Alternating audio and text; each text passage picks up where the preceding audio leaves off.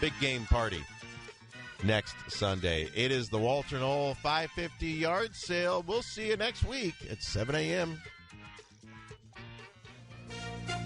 From ABC News, I'm Brian Clark. There's a partial government shutdown underway, and it's expected to last until at least Monday. That's when the House returns and could vote on a Senate proposal. The key issue is funding for the Department of Homeland Security, and Senate Minority Leader Chuck Schumer said the Senate's bill met the goals of Democrats. It separated DHS from the other funding bills so we can overhaul DHS to rein in ICE and end the violence. Many cities saw anti-ICE protests Friday as President Trump defends the work of officials like Homeland Security Secretary Kristi Noem. But one demonstrator in Washington, D.C. said, so much of our money, our tax dollars, is going toward basically terrorism. State media in Iran says it's investigating the cause of an explosion in a building in a coastal town as tensions in the region remain high. President Trump has warned Iran to make a deal and threatened military force amid an ongoing buildup. ABC's Patrick Reevell has more from the foreign desk. It's still very unclear that strikes can actually achieve Trump's goals. Iran's regime, for now, appears to have crushed this month's protests, having killed many thousands. And some U.S. allies are urging Trump not to attack. The president yesterday declining to say if there is a deadline for Iran to agree to a deal. One of Russian President Vladimir Putin's top envoys is in Florida. He's meeting with U.S. officials about a potential deal to end the war in Ukraine. Temperatures in Florida much colder than usual, expected to dip into the 30s today in South Florida. Tens of millions of people in the U.S. continue to be blasted by cold. The weather's blamed for over 100 deaths, more than half in Louisiana, Mississippi, and Tennessee, where hundreds of thousands remain without power. Ethan Green's in Mississippi working to restore it. Setting poles, picking up wire, just trying to restore as much power as we can, as quick as we can. You're listening to ABC. Find what you love what you find. A Total Wine and More. There's so much waiting for you. Spirits and beer, thousands of wines. Guys in the know and prices so low, it just might blow your mind. You're gonna find what you love and love what you find. With curbside pickup and delivery available, you'll always find what you love, only at Total Wine & More. Drink responsibly, B21. Big tax changes this year could mean a bigger refund, and Jackson Hewitt knows how to get you your biggest. You'll get $100 just to try us. That won't make you filthy rich, but definitely gas plus groceries rich. And since we know all the new tax codes, you could get thousands back, which would make you low-key loaded. Or at least wealthy adjacent? Go with our trusted pros and get $100 to switch. Rest easy. Jackson Hewitt's got your taxes. Guaranteed. Limited time offer for new clients. Participating locations only. Details at jacksonhewitt.com. The Justice Department released more than 3 million pages from the FBI's investigation into Jeffrey Epstein. ABC's Olivia Rubin has more. The Justice Department saying it marks their final release and includes thousands of videos and pictures. But the documents are 42 days past the deadline, and DOJ acknowledging they withheld an additional 3 million pages of records. They say due to concerns including victim privacy or child abuse material. A new federal report finds that a retired NASCAR driver killed last month in a plane crash was not at the controls of that plane. Former NASCAR driver Greg Biffle was not flying his own jet when it crashed, killing him and 6 others, according to a new NTSB preliminary report. A retired airline pilot was at the controls the NTSB finds, but violated FAA rules by flying without a qualified co-pilot. Nobody else on board was qualified to be that required co-pilot, according to the report. The NTSB also finding faulty gauges caused confusion as a plane took off in the rain and fog. The jet crashed, exploding into a fireball as a pilot tried to return to a regional airport in North Carolina. Alex Stone, ABC News. Coffee drinkers are diversifying, according to new research from food industry consulting firm Technomic. Starbucks' market share fell from 52% in 2023 to 48% in 2024 and 25. I'm Brian Clark, ABC News. Offer not valid in all states or where prohibited by law. Loans are subject to lender approval. See website for details. Honey, our credit card bill came and it's higher than last month. How? We haven't charged anything. Paying the minimum isn't enough. It will keep getting higher until we take control. We need to go to 47fastcash.com. With our bad credit? 47fastcash.com can help any credit type get approved for up to $5,000 in minutes. Take control and get the money you need at 47fastcash.com. 47fastcash.com. This is the Big 550 KTRS St. Louis, Alton, Valley Park, St. Charles, and the world. Streaming live at KTRS.com. The views and opinions expressed in the following paid program are those of the host, callers, and guests, and do not necessarily reflect the views or positions of this station, its management, or owners.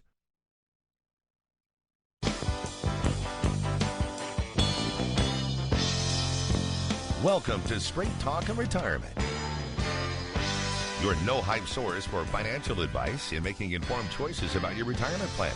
Get on the phone to talk today at 314-931-5877 or text your question to 84126. The opinions voiced in this show are for general information only and are not intended to provide specific advice or recommendations for any individual. To determine which investments may be appropriate for you, consult with your attorney, accountant, and financial advisor or tax advisor prior to investing. Securities offered through LPL Financial, member FINRA SIPC. Investment advice offered through Private Advisor Group, a registered investment advisor. Private Advisor Group and JBL Financial Services, Inc. are separate entities from LPL Financial.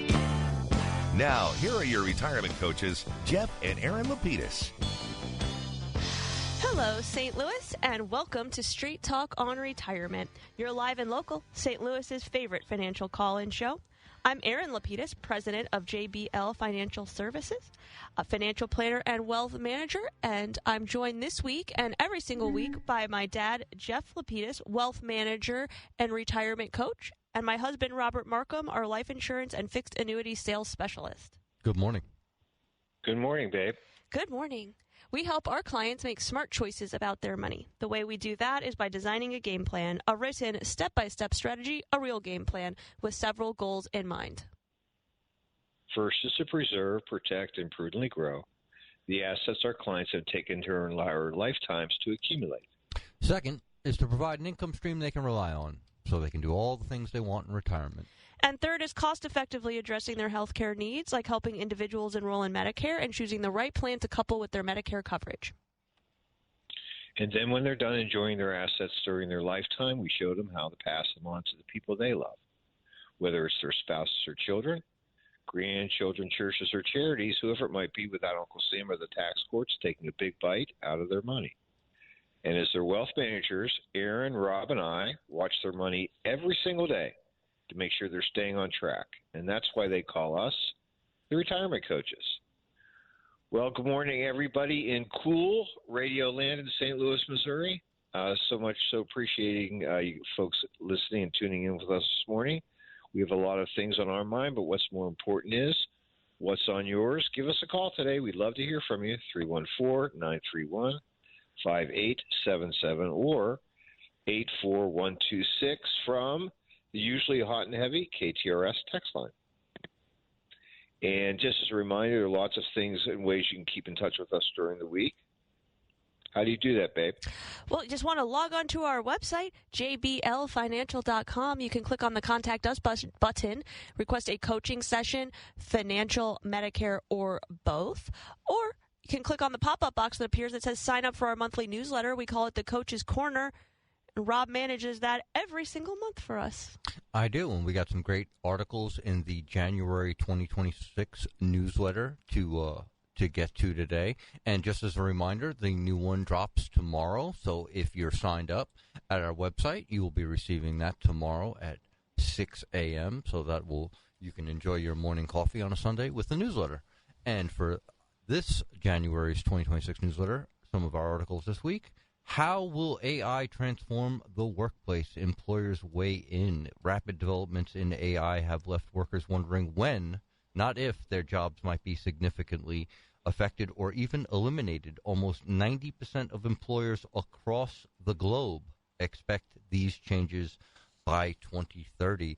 And just as we have a great infographic here that has a bunch of these survey results, one of them I thought was was pretty noteworthy was almost half, 49%, expect to reorient the business to target AI-driven opportunities, which I thought was pretty fascinating.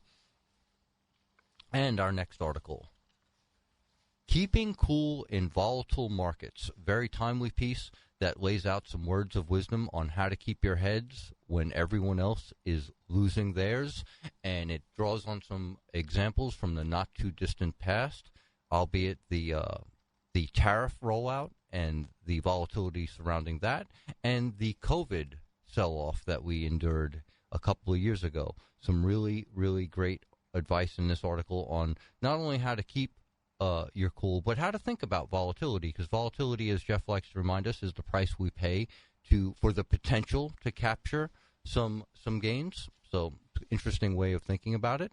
And our next article, the Q&As on RMDs. We are always inundated from our listeners and texters with all kinds of questions regarding RMDs. I thought this was a great article to fill in any knowledge gaps that one might have regarding their required minimum distributions. What is an RMD? This article covers everything from the basics, from what are RMDs, which accounts are subject to RMDs, how much have you got to take, what are the tax consequences of these withdrawals. This article will have you covered from A to Z. And our last article, Don't Take the Bait, Top Tax Scams for 2025. Even though tax filing season is still about 4 months away, the government has already got their top 12 dirty dozen top tax scams of 2026 to be on the lookout for. And, you know, it's not just tax filers that have to be on the lookout for scams. Everyone in the ecosystem, whether you're a business professional, I mean, the last helpful hint on this list is for professionals to be on the lookout for scammers trying to impersonate clients. So whether you're a financial professional, if you're a little bit downstream from that in a support capacity, or the taxpayer themselves, everyone has got to do their part, because these scammers, they're pretty relentless. You know, I just received a very interesting scam this past week. Got a phone call from a number that spoofed Bank of America. So it came through as Bank of America. I didn't have the opportunity to answer it. So it went to voicemail, and it said that it looked like there was a large purchase on one of my credit cards through Bank of America, and they denied it, and they'd like me to call to discuss the fraud, whatever. That's genius. So I call I hit return on the number, and before it connects, I guess AT&T, that's my cell phone carrier, or I'm sorry, T-Mobile, it said, "This is a potential scam. You should hang up now." It's literally what came through before the ringing to connect. Okay, well. So I hung up, and then I was like, why don't I just go to the source? And I checked my credit card to see if they had, frozen it, because that's usually what happens when you have some fraud issues or whatever. So I checked to see if it was frozen. No. I checked to see if there were any charges or decline charges that I didn't recognize. No. So I guess if I had answered, they probably would have asked for quite a bit of information. Who knows how the call would have gone?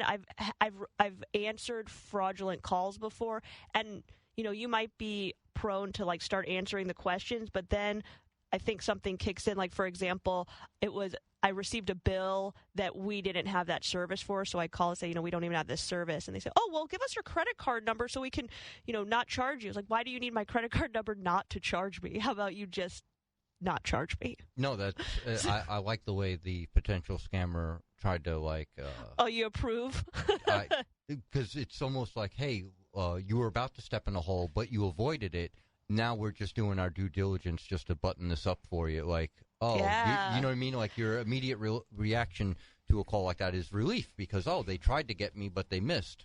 And now they just want to confirm a few details, and I can move on with my life. But meanwhile, that's the hook. Right. So it's, like I said, the article is very timely in the sense that they are never taking a day off. They're global now, so a lot of times you'll be talking to someone who isn't just a couple of time zones away. They're literally a few oceans away.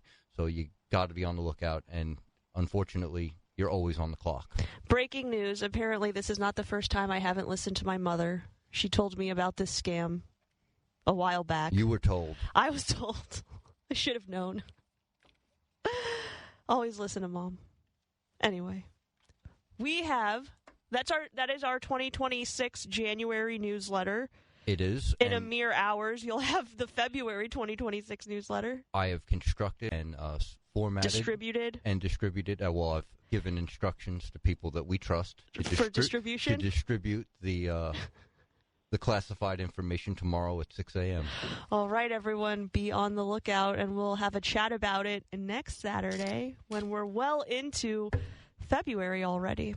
So you know how to access it, jblfinancial.com. Just click on that pop-up box. Or you're always welcome to email robert@jblfinancial.com, and he will get you set up with the newsletter if you want to do it that way. Absolutely. You just throw in your email address. I'll add you to the list, and you too can be part of the fun. Always listen to your mother. Right. That is the overarching theme of... It's probably like a life lesson there. How about, Dad, we've got texts, we have a caller already that's been holding for quite a few minutes, so why don't we pop over to our first caller this morning, Mike. Yes, good morning. Just have a question. Could you talk a little bit about donor advisory funds, DAFs, the advantages and disadvantages, and like if they're contributions are deductible if you do not itemize deductions in 2025 or 2026, and just a little bit about those type of funds? We absolutely can. Aside from the questions you've listed, did you have any other specific questions you wanted us to address? But I think we can take a few minutes to talk about both the advantages and maybe some of the disadvantages of those donor-advised funds. Yeah, I think in particular that was it, just some general information. Thank you. Absolutely. Dad, do you want to kick it off? Well, certainly, I can do that, honey. And I certainly want you to touch base on the changes in the contribution tax laws. I know something we wanted to discuss as well. So again, with the donor advised fund, you can. It's a great vehicle if you want to be able to make contributions that are large contributions. And at the same time, be able to maybe take a little bit better control of the timing of those distributions. Normally what we're doing is we're making a contribution directly to a 501c3 charitable organization. It's an immediate deduction. With the donor advised fund, you also get the immediate deduction, but at the same time, you have the opportunity to decide when you want to send out the money. Almost all the major plan sponsors, that is mutual fund companies, are involved with and can be the sponsor of your donor advised fund, so that makes it easy. And I happen to have one. I've used it for years, and I think what's nice is I like the ability to have the control, not only who I'm sending it to, but when I'm sending it to. I can add to it, and actually you can have other family members, if you want, also add to that donor advised fund as well, and they can get a current tax deduction. I think there's a couple of really great features of the donor advised fund. One being you get to make decisions on when you'd like to have large deductions. So, for example, if this year you're selling your home and you're going to see a large capital gain and you are already making, $1,000, $2,000 a year charitable distributions to your church, you could say, I want to pre-fund 10, 15 years of my charitable contributions to church, and I want to do it this year because I'm going to be, I've got a very large tax liability. So you could move $10,000, $15,000, $20,000 into that donor advised fund this year, offset some of those capital gains. You don't have to send that money out in order to get the deduction. Moving it into the donor advised fund is what gets you that deduction the year that you make it. And then just like you said, Dad, you get to control when the funds are distributed. So you get control on both sides, which is nice. The other nice benefit is while those funds are in the donor advised fund, they are sponsored by fund companies, so you can reinvest those funds. And maybe over the course of time, you will be able to be more charitable than you would have been because the assets you contributed to the donor-advised fund are now growing, and those can now be donated. That growth can now be donated as well.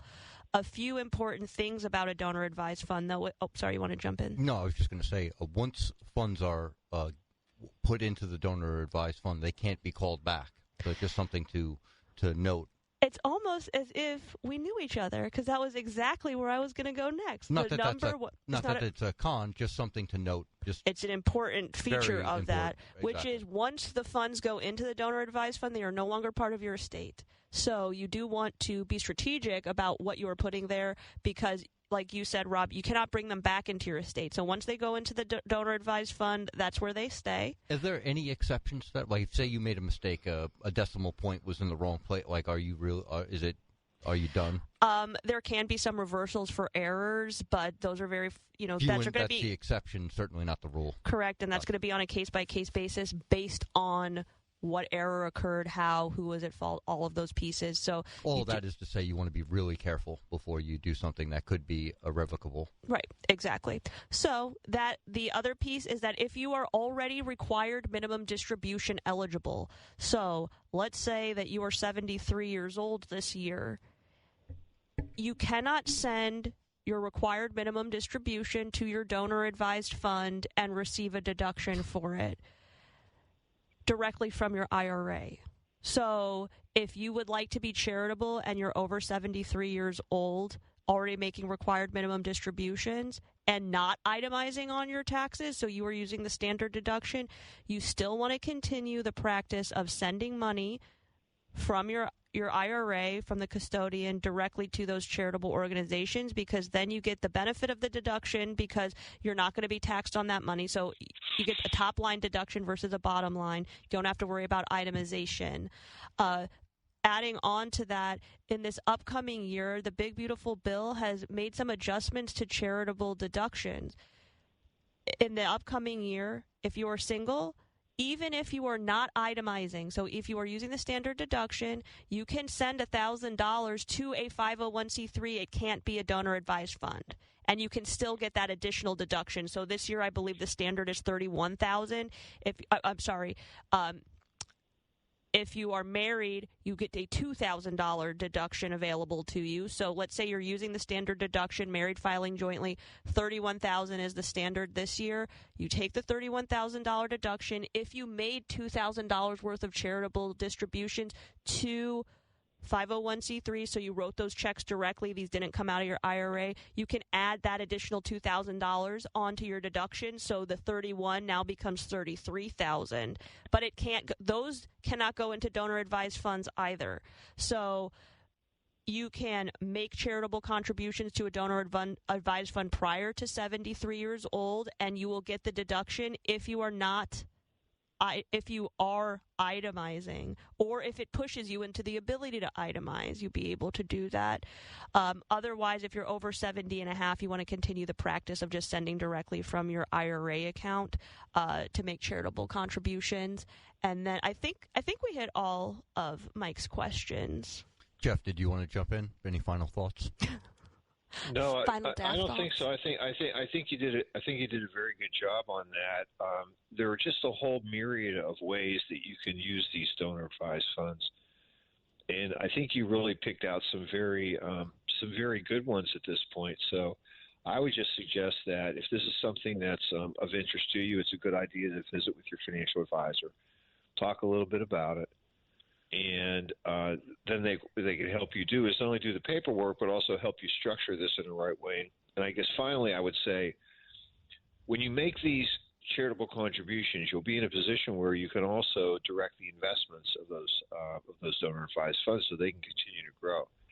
And I would tell you that, fortunately, in my situation, what I have done is I've aggressively invested these funds so that they had an opportunity for growth.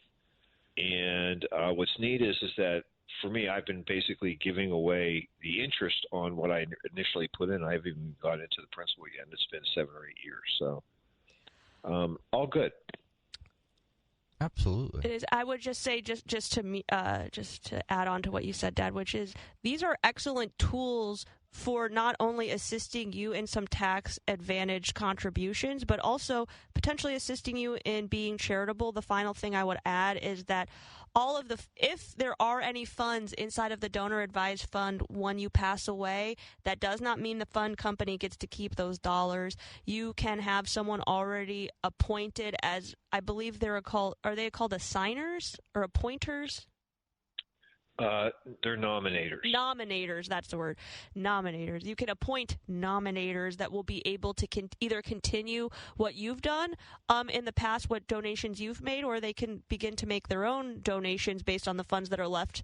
And then again, just like you said, Dad, others can contribute to this one donor advised fund. So if you make your children the appointers, they can then start contributing now and in the future if they would like, and you can continue this on almost like a charitable trust, but without the IRS paperwork. All right. And let's get to our very hot and heavy text line. And our first texter writes, are payments received from the Missouri Blind Pension Fund tax exempt? So what I have read is, unfortunately, they are not tax exempt on the state level. However, they are tax exempt on the federal level. But with all things tax, you absolutely would want to consult a tax professional before making any final decisions or submitting any final paperwork. Absolutely. And our next texter writes, did you say that I could deduct charitable contributions if I used a standard deduction as a single person, $100,000? No, I did not. I didn't think you did. That's why I had trouble getting that out. $1,000. So if you are an individual and you are using the standard deduction for 2026 moving forward, you are able to add an additional $1,000 onto your deductions as long as you have made $1,000 worth of charitable donations directly to charity. So it's up to $1,000 for an individual, $2,000 for a couple married filing jointly. You get to add on to your standard deduction either $1,000 or $2,000, but you also have to actually make the donations to get the deduction. So it's a little bit helpful to people that are ongoing or are charitable but are not charitable enough and don't have enough other deductions to rise above the standard deduction. So they're trying to reincorporate some tax benefits for individuals that would like to be charitable and are under 70 and a half, so they cannot use the qualified charitable distributions yet. All right. Well, with that, since I've silenced not only the audience but my co-hosts, the host is silenced. why don't we take our first break of the hour? And when we get back, we'll be here to answer more of your calls and texts, so please keep them coming, 314-931-5877 or 84126 on the text line. The Big 550 wants you to know that when it comes to local news, KTRS is committed to keeping you informed with all the local news going on. I'm Rose Dalton, KTRS News, the talk of St. Louis. Jill Enters, KTRS News. With KTRS News, I'm Steve Paul. This is KTRS News, I'm Sobe Bay. And when it comes to national and world news, the Big 550 has the resources and backing of ABC News.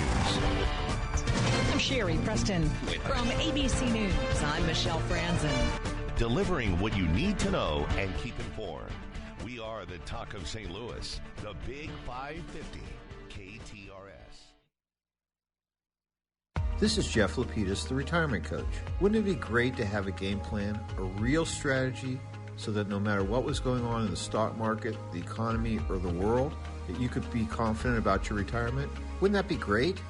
If you're within 5 years of retirement, call me today at 314-863-0008. That's 314-863-0008. Or send me an email, jeff@jblfinancial.com, to arrange your free coaching session. Let's get started on your retirement game plan today. A weekend at home or a weekend RVing? Staring at your neighbor's security lights or counting stars? Watching the Travel Channel or sitting around the campfire with friends? Break away. Get out of town in an RV from Byerly in Eureka. For the rest of your life, you gotta be there. Byerly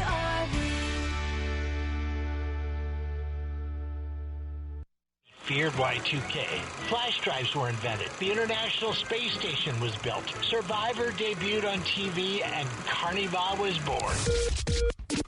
We're back at it Saturday, February 26th at Ameristar Casino. 16 of St. Louis's best restaurants and comedy from King of Queens, Gary Valentine. I have a huge suitcase and 4 marbles on the bottom, a 9-foot strap. It's like walking a bad dog. I'm like, come on, Samsonite.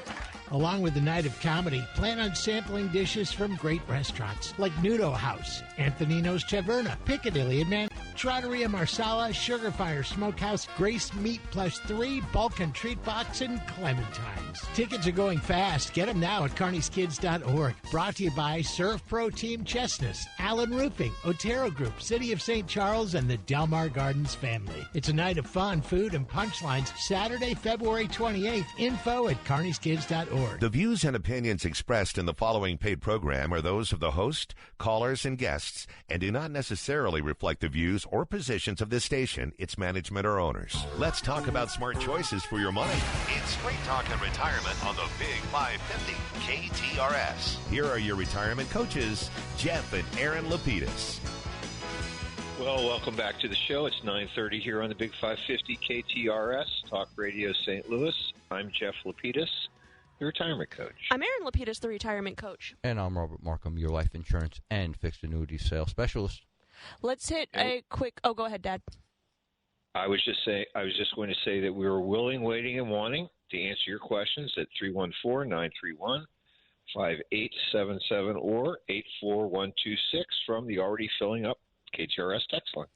Yes. So I just have a bit of clarification. Texture wrote in, I'm a bit confused. The $2K for the charitable deduction for 26, they can be taken off your taxes that you prepare in 27. Can seniors do this if they are already taking RMDs? Yes. So, few things with this. And Dad, you and I were talking about this yesterday or the day before, which is that if you're already taking your required minimum distributions, and then let's say that you haven't set up with your advisor or the custodian or the company that's holding your IRA, if you haven't set up direct charitable contributions from your IRA to those charities, and your totals are only going to be about $2,000 a year of charitable donations, you can take your RMD this year, make your $2,000 worth of charitable donations, and you will receive the tax deduction even if you are using the standard deduction. So you'll take the standard and then you'll get up to $2,000 of charitable deductions if you make those donations. Or you can continue as you've been able to prior to this year, which is send the money directly from your IRA to the charity if you're over 70 and a half, and you will be able to record that distribution as non-taxable to you. So you have more options in the upcoming year, not less, which is good.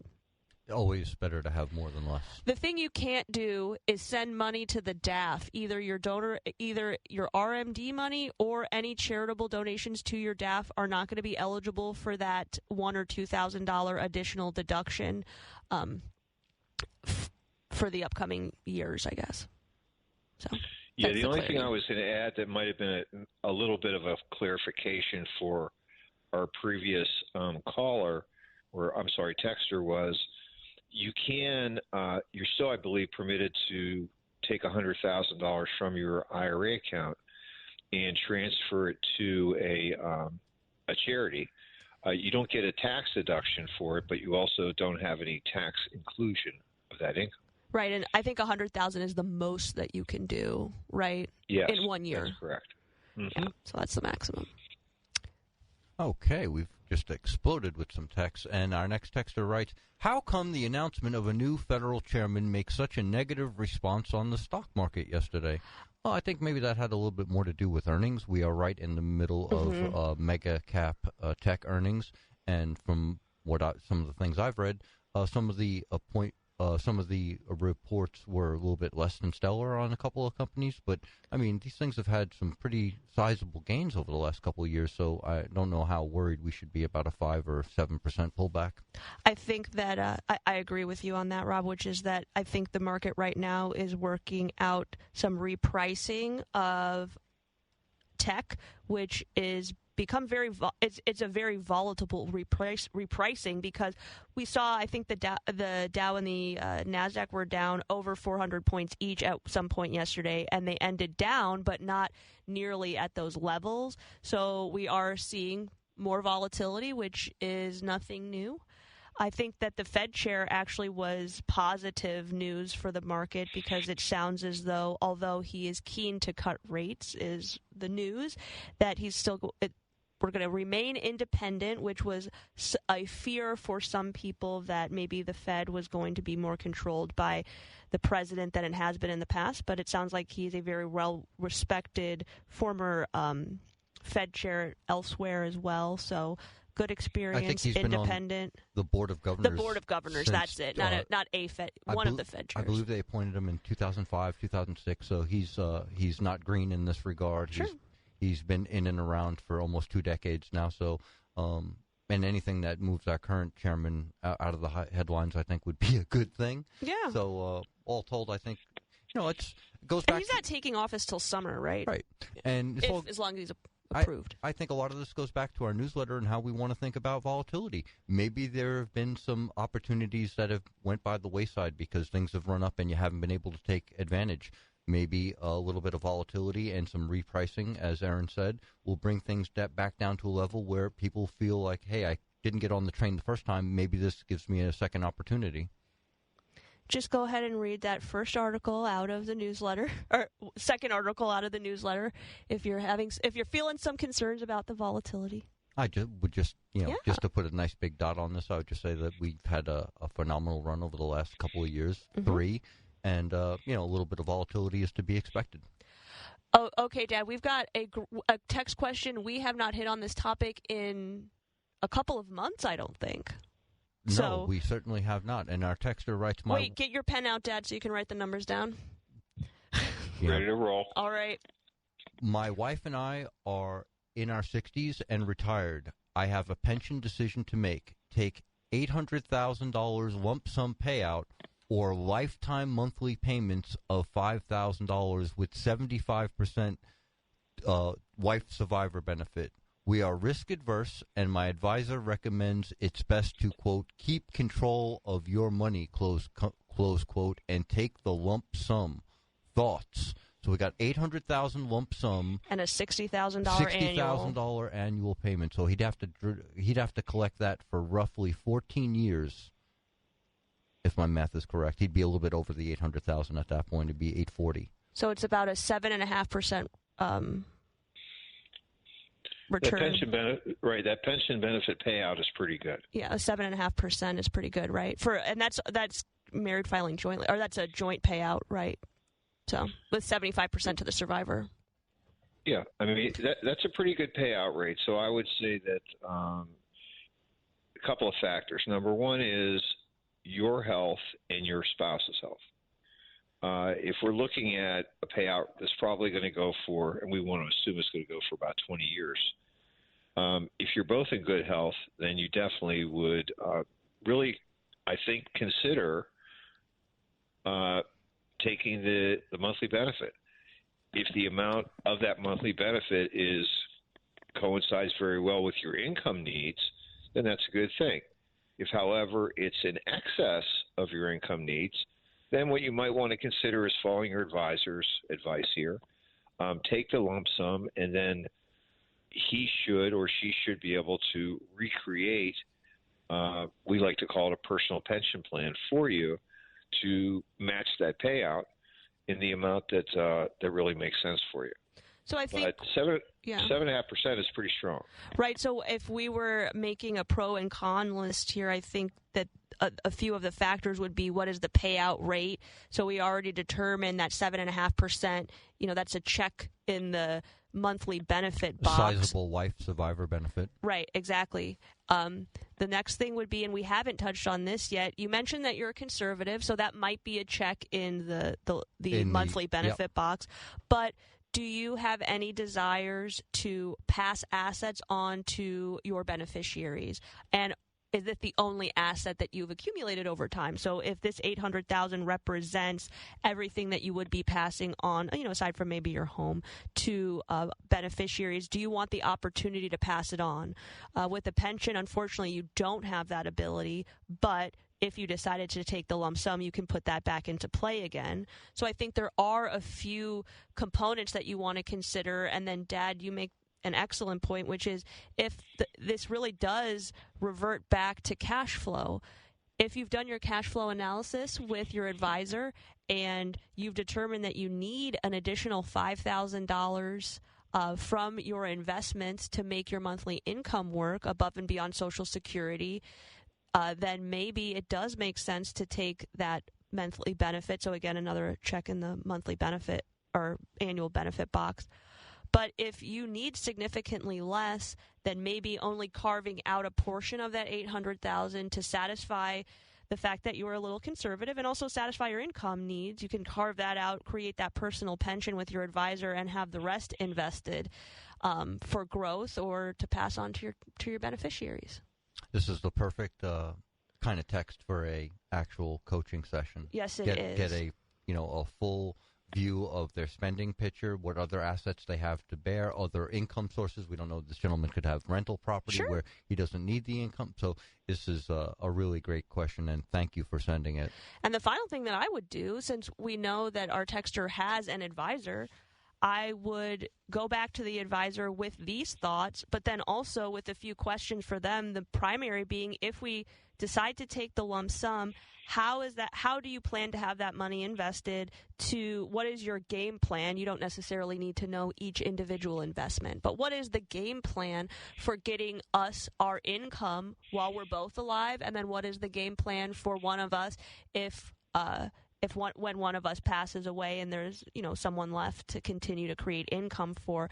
That might breed some confidence in taking that lump sum. So I think this is probably going to be a little bit longer of a conversation for not only you and your wife together, but also to bring the advisor back in and bring these thoughts together. Really nice place to be in retirement, where you have like a $60,000 income from pension, and then you figure you got to assume that he's got Social Security, his wife certainly has Social Security, and so between the both of them and the pension, that's could almost have a nice base of fixed income. Exactly. That's exactly what I was thinking. Very good place to be in. And our next texter writes, do you think it's more advantageous to take RMDs monthly or annually? Could you go over some food for thought, pluses and minuses? Thank you. See, our texters and listeners engaged on the RMD questions because, as Jeff likes to say, everybody's a grown-up now. So what do you think, Dad, monthly or annually? Well, again, I think that it's important that if you decide that the RMDs themselves aren't needed in your cash, if you're already taking monthly income, you're in a good place because those RMDs, whatever you're taking, is going to count against the RMD total. As long as it's coming from your IRA. That's right. So the question becomes, what do I do with the balance?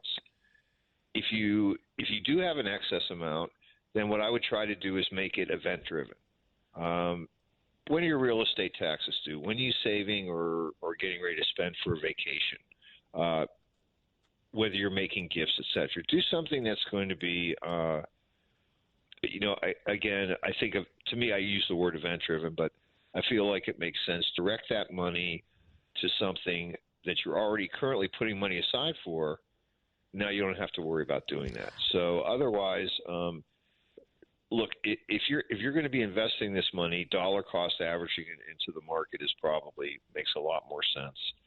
than the other alternative. So if you are someone that is not going to spend these dollars, you're just going to either save them or reinvest them, you would recommend maybe doing it on a monthly basis. So taking that RMD, dividing it by 12, and just systematically sending it to your investment account, having the taxes withheld, and then being able to invest, monthly or every other month, depending upon what's going on, versus taking the full requirement all at once and then reinvesting it.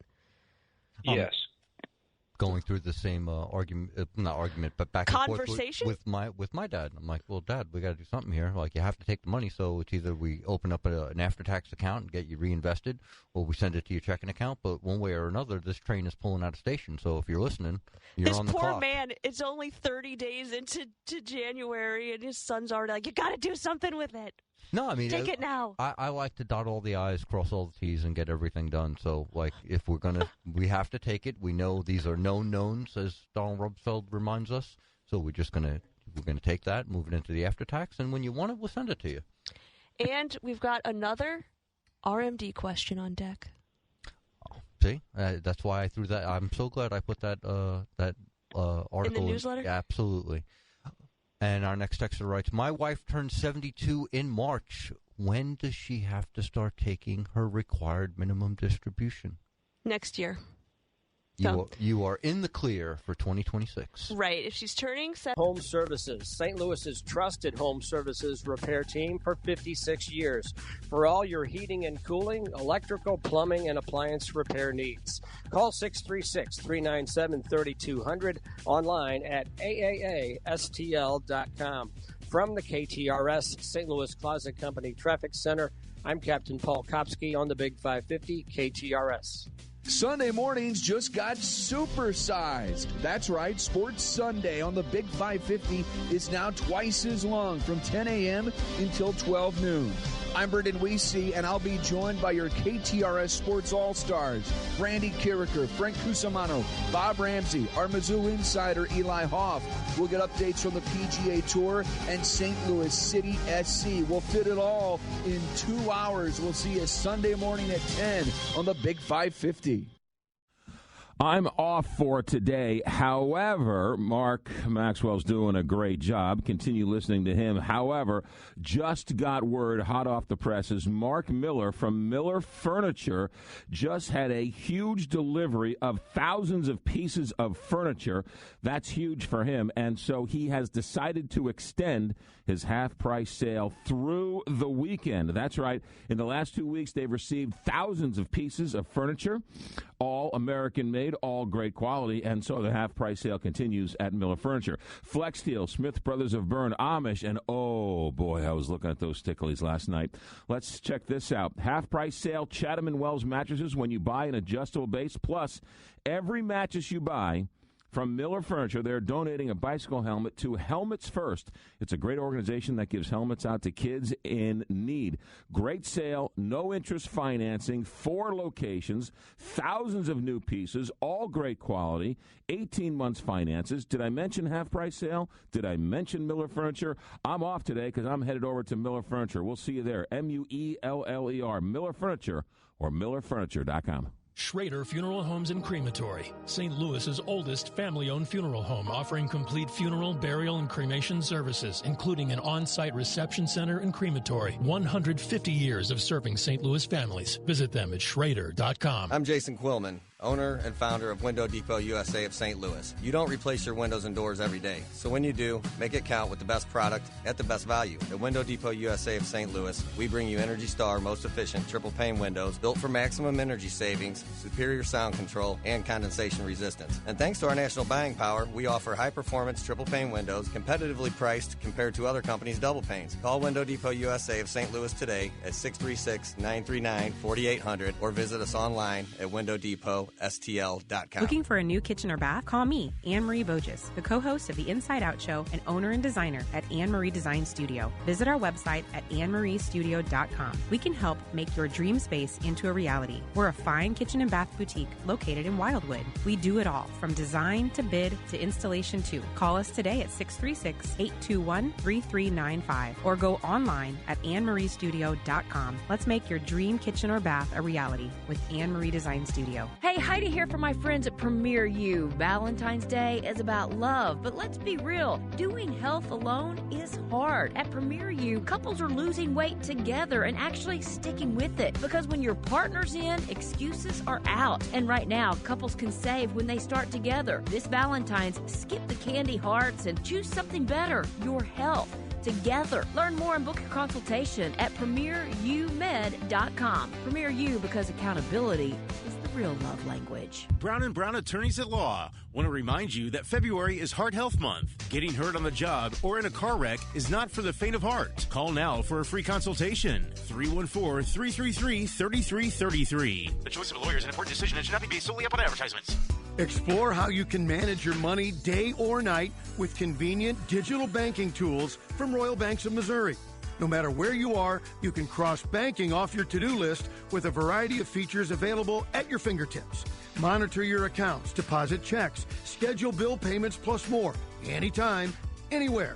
Visit RoyalBanksofMo.com or download the Royal Banks of Missouri mobile app to get started. Royal Banks of Missouri, member FDIC and equal housing lender. When it comes to unmatched service and expertise, Classic Air Care is the HVAC and plumbing provider that your neighbors depend on. You've probably seen their orange van with penguins on it around town, and they're fabulous. Backed by decades of experience and continuous training, their team is proud to offer Greater St. Louis homeowners and businesses the highest standard of service. From effortless online booking and free estimates to 24/7 emergency service and comprehensive maintenance plans, Classic Air Care aims to make it easy and convenient to keep your home or business running smoothly. Discover the Classic Air Care difference online at classicaircare.com. Now, back to McGraw. Presented by Londoff Chevrolet and Londoff.com on the Big 550 KTRS. And now it's Sports in the Morning with Randy Carricker. Brought to you by Royal Banks of Missouri and Classic Air Care.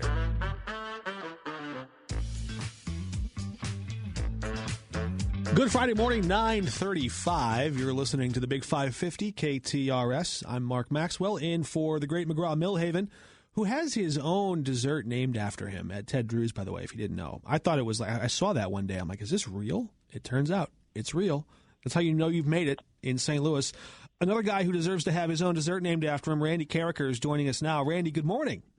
Good morning, Mark. Always good to hear your voice. How you doing? I'm doing great. You know, I've got that national pride, the red, white, and blue. We were chanting USA, USA in the newsroom yesterday when that sudden death overtime goal slipped and bounced through after that incredible deke move. Man, how fired up were you watching that game?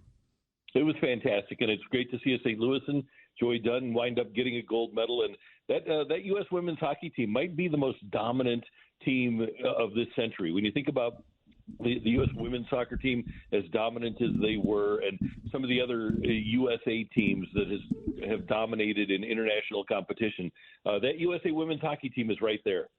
Yeah, and when you think about it, I think we were talking earlier with Jim Ryan this morning about the men's team and what they face, the gauntlet they still have ahead of them, and what it would symbolize if they could climb the same mountain, so to speak, and reclaim the gold after something of a drought here. What is the opposition that they face, the American men's team, knowing that, unlike baseball and basketball and football, American athletes don't have a corner on talent or the game itself? Hockey's a pretty international game, and the talent is pretty diversified.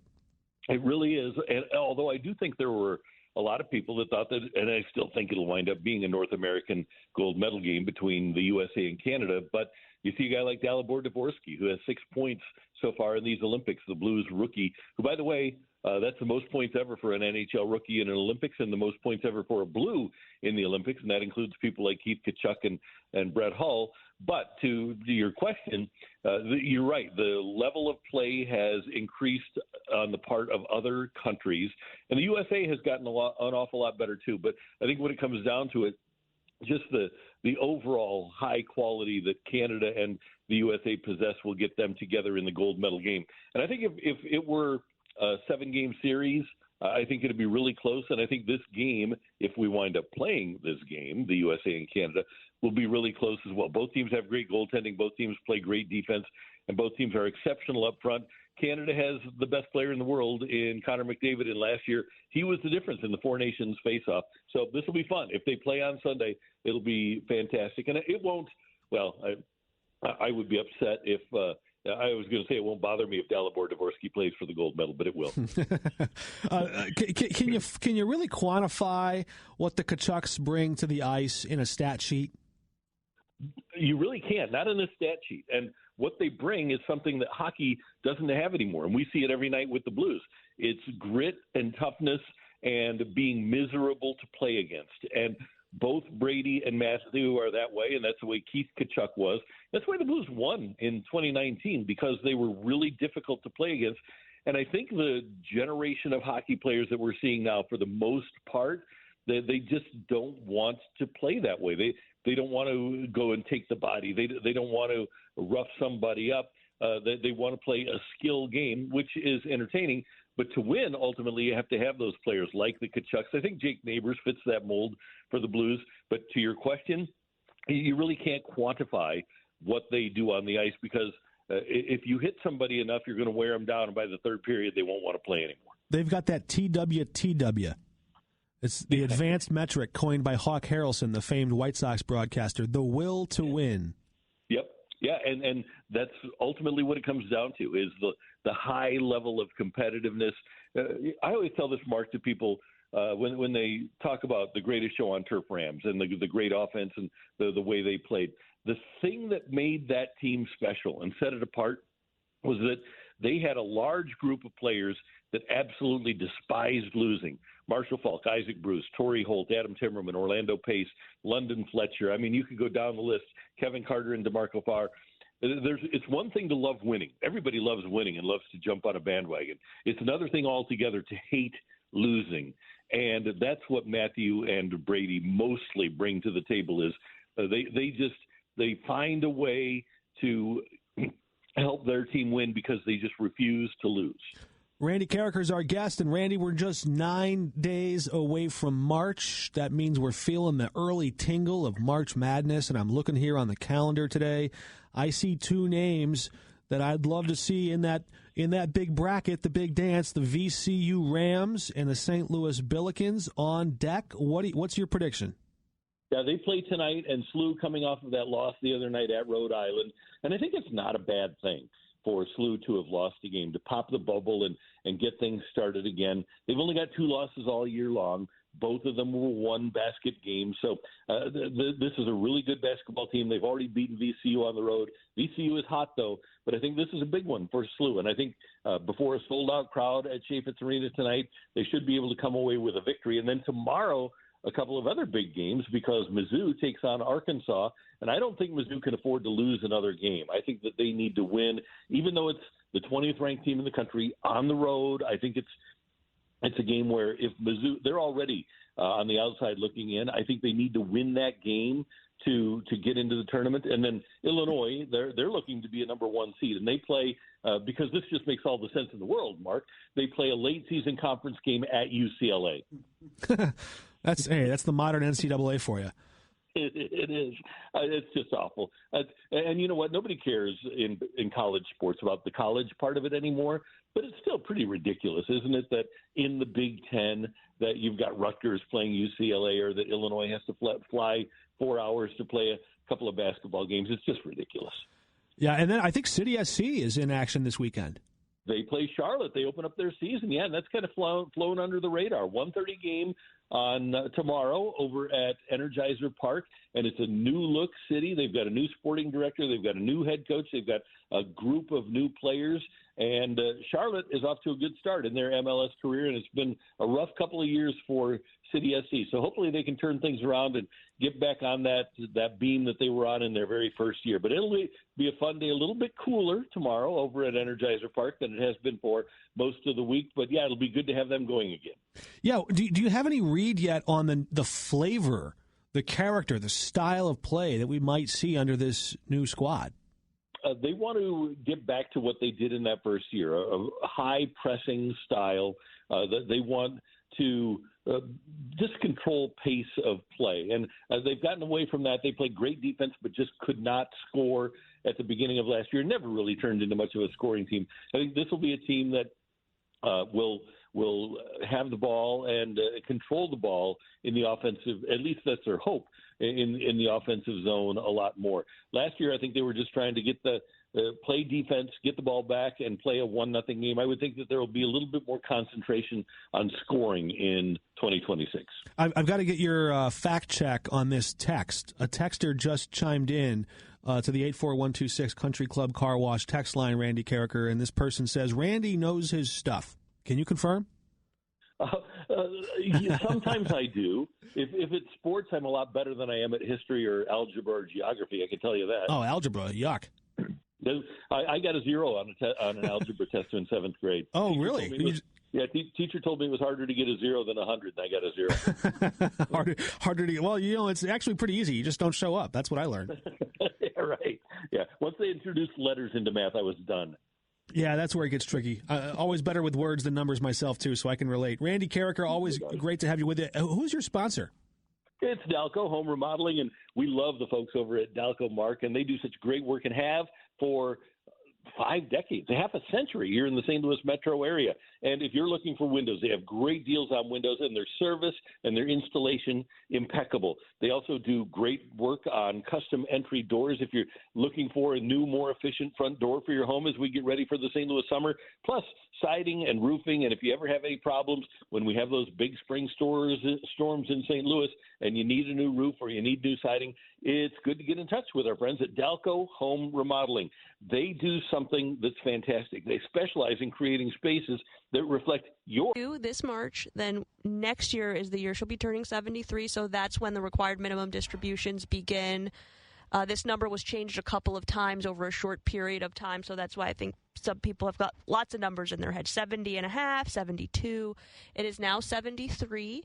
However, if you were born after January 1st of 1960, your required minimum distribution start date is 75. So you get a couple extra years, and there could be adjustments ongoing. There have been in the past. For those adjustments, if you haven't reached the age of required minimum distribution based on the previous law, then you get to take advantage of the new law. So, for example, if you are turning 73, in the past, if you were 70 and a half, and when they changed the law to 72, you didn't get to pause your required minimum distributions. You just had to keep taking them. But if you hadn't gotten to 72 yet, then you got to push it off. So. Absolutely. And do you think maybe we take our second break of the hour? Oh, that's a great idea. So don't touch that dial. We'll be back with more of your texts and calls and our issues right after these brief messages. Hey, it's Jill Farmer for Premier Heating and Cooling. When winter hits St. Louis, your furnace doesn't get a day off. And if yours is older, it may be running nonstop and still not keeping you comfortable. Winter has a way of exposing weak links. You're probably paying more and getting less. Or if your home never quite feels warm enough in the winter, your furnace may be telling you something else, especially if it's been around for a while. That's why I want you to call Premier Heating and Cooling. Their technicians go through 5 years of training beyond industry standards. It's Premier standards. Heating your home shouldn't feel like a struggle. Older furnaces work harder and use more energy. If you want lower energy bills and better heat, it's just all around smarter to consider a new furnace. And yes, Premier offers financing, which makes upgrading a whole lot easier. So whether you need a tune-up or you're ready for something new, make your winter a lot more comfortable for your home or your business. Call 636-916-1122. PremierHeatingCooling.net. Comfort you can count on. Repairing chimneys, walkways, porches, foundations, entire homes, anything to do with brick or stone, you need a tuck pointer you can trust, and that, of course, is Morelli. Morelli's a family-run business started in 1991, and they're only as good as their last customer. That's why when you check out the reviews online at MorelliTuckPointing.com, you'll notice that they're actual customers who are singing the praises of Morelli. So if you need a tuck pointer, you need Morelli. 314-645-1387 or MorelliTuckPointing.com. This is Erin Lapidus, the retirement coach. Wouldn't it be great to have a game plan, a real strategy, so that no matter what was going on in the stock market, the economy, or the world, you could be confident about your retirement? Wouldn't that be great? If you're within 5 years of retirement, call me today at 314-863-0008. That's 314-863-0008. or send me an email at aaron@jblfinancial.com to arrange your free coaching session. Let's get started on your retirement game plan today. Attention KTRS listeners, Appliance Discounters has a deal for you. Shop now and receive an instant 5% rebate off your next appliance purchase. 5% instant savings off their already low prices. And you can receive other factory rebates, some up to $1,500 direct from the manufacturer. Huge savings, locally owned, next day delivery, 18 months interest-free financing. Appliance Discounters with 6 area locations or online at theappliancediscounters.com. 26 years ago, we feared Y2K. Flash drives were invented. The International Space Station was built. Survivor debuted on TV, and Carnival was born. We're back at it Saturday, February 26th at Ameristar Casino. 16 of St. Louis's best restaurants and comedy from King of Queens, Gary Valentine. I have a huge suitcase and 4 marbles on the bottom, a 9-foot strap. It's like walking a bad dog. I'm like, come on, Samsonite. Along with the night of comedy, plan on sampling dishes from great restaurants like Nudo House, Anthony's Taverna, Piccadilly in Manhattan, Trattoria Marsala, Sugar Fire Smokehouse, Grace Meat Plus 3, Balkan Treat Box, and Clementines. Tickets are going fast. Get them now at carnieskids.org. Brought to you by Surf Pro Team Chestnut, Allen Roofing, Otero Group, City of St. Charles, and the Delmar Gardens family. It's a night of fun, food, and punchlines. Saturday, February 28th. Info at carnieskids.org. Way back in time, if you had a leak in the roof of your hut, I imagine you had to find a tree close by, scale it, and then jump and hope you could get up there and see what was wrong. Then came the advent of the ladder. There was an easier way to get up there and see if something was wrong. And with modern technology, we finally get around to the drone. Now, the folks at Allen Roofing use those instead of trees and ladders. Send a drone up, find out if there's anything wrong with your roof, get some pictures, go over it with you, and see if there's a problem, how bad it is, what they could do, what it'll cost, or if everything's just fine, they will tell you that too. Boy, it's so nice we don't have to climb trees to look at our hut. Allen Roofing embracing technology and doing quality roof repair, siding, gutters, everything for the outside of your home. Just ask Gronk. He was one of the first customers. It's Allen Roofing. Find them online at aroofing.net. Now, back to Straight Talk on Retirement on the Big 550 KTRS. Here are Jeff and Aaron Lapidus. Well, welcome back. Welcome back. You're a little slow on the trigger there, Dad. Sorry about that, babe. All right. No text questions. Not a single text? Well, we've got about 9 minutes before our next break. That sounds fabulous. Do we want to get into our first topic then today? Let's do it. Great. I've kind of named this one the truth about, going with our theme, Straight Talk on Retirement, the truth about retirement planning. In my mind, there are 2 really essential pieces of the retirement plan puzzle that truly need to fit very perfectly together. The first part I like to call is the science. And the science always comes first. And you know that we talk about the science a lot of time. But here on the show, it's the math. Each family has a unique spending pattern, and we like to call that your lifestyle. So what are the things that we really need to consider when we're talking about the spending part, right? That's right. How much cash flow is required every month to keep your spending at the same level once you retire? So essentially what we're an easy way to say that is we want you to have the same lifestyle the day after you retire as the day before. We just get to add some more time and maybe a little bit less stress into your life, but your spending habits don't need – our goal is that we don't have to change your spending habits. And then we have to identify the sources of income that we can use to replace your current paycheck. That's right. So is that Social Security, pension? Rental income, perhaps. Correct. If you decide you're going to work part-time or your spouse is continuing to work, are we staggering our income needs from the portfolio? And then finally, we create a game plan for timing the receipt of those assets or those income sources. So based on your retirement date, based on your income need, I like to say we back everything up based on that date. So if you've decided that you're not going to retire now because it's literally 8 degrees outside, so being at the office isn't so bad Monday through Friday. That's not a bad stratagem at all. Like, you know what? I'm going to wait this out until spring comes. We in the past, we've talked about this quite frequently, especially, when people get to the end of the year, they're itching to retire potentially or seeing if they can.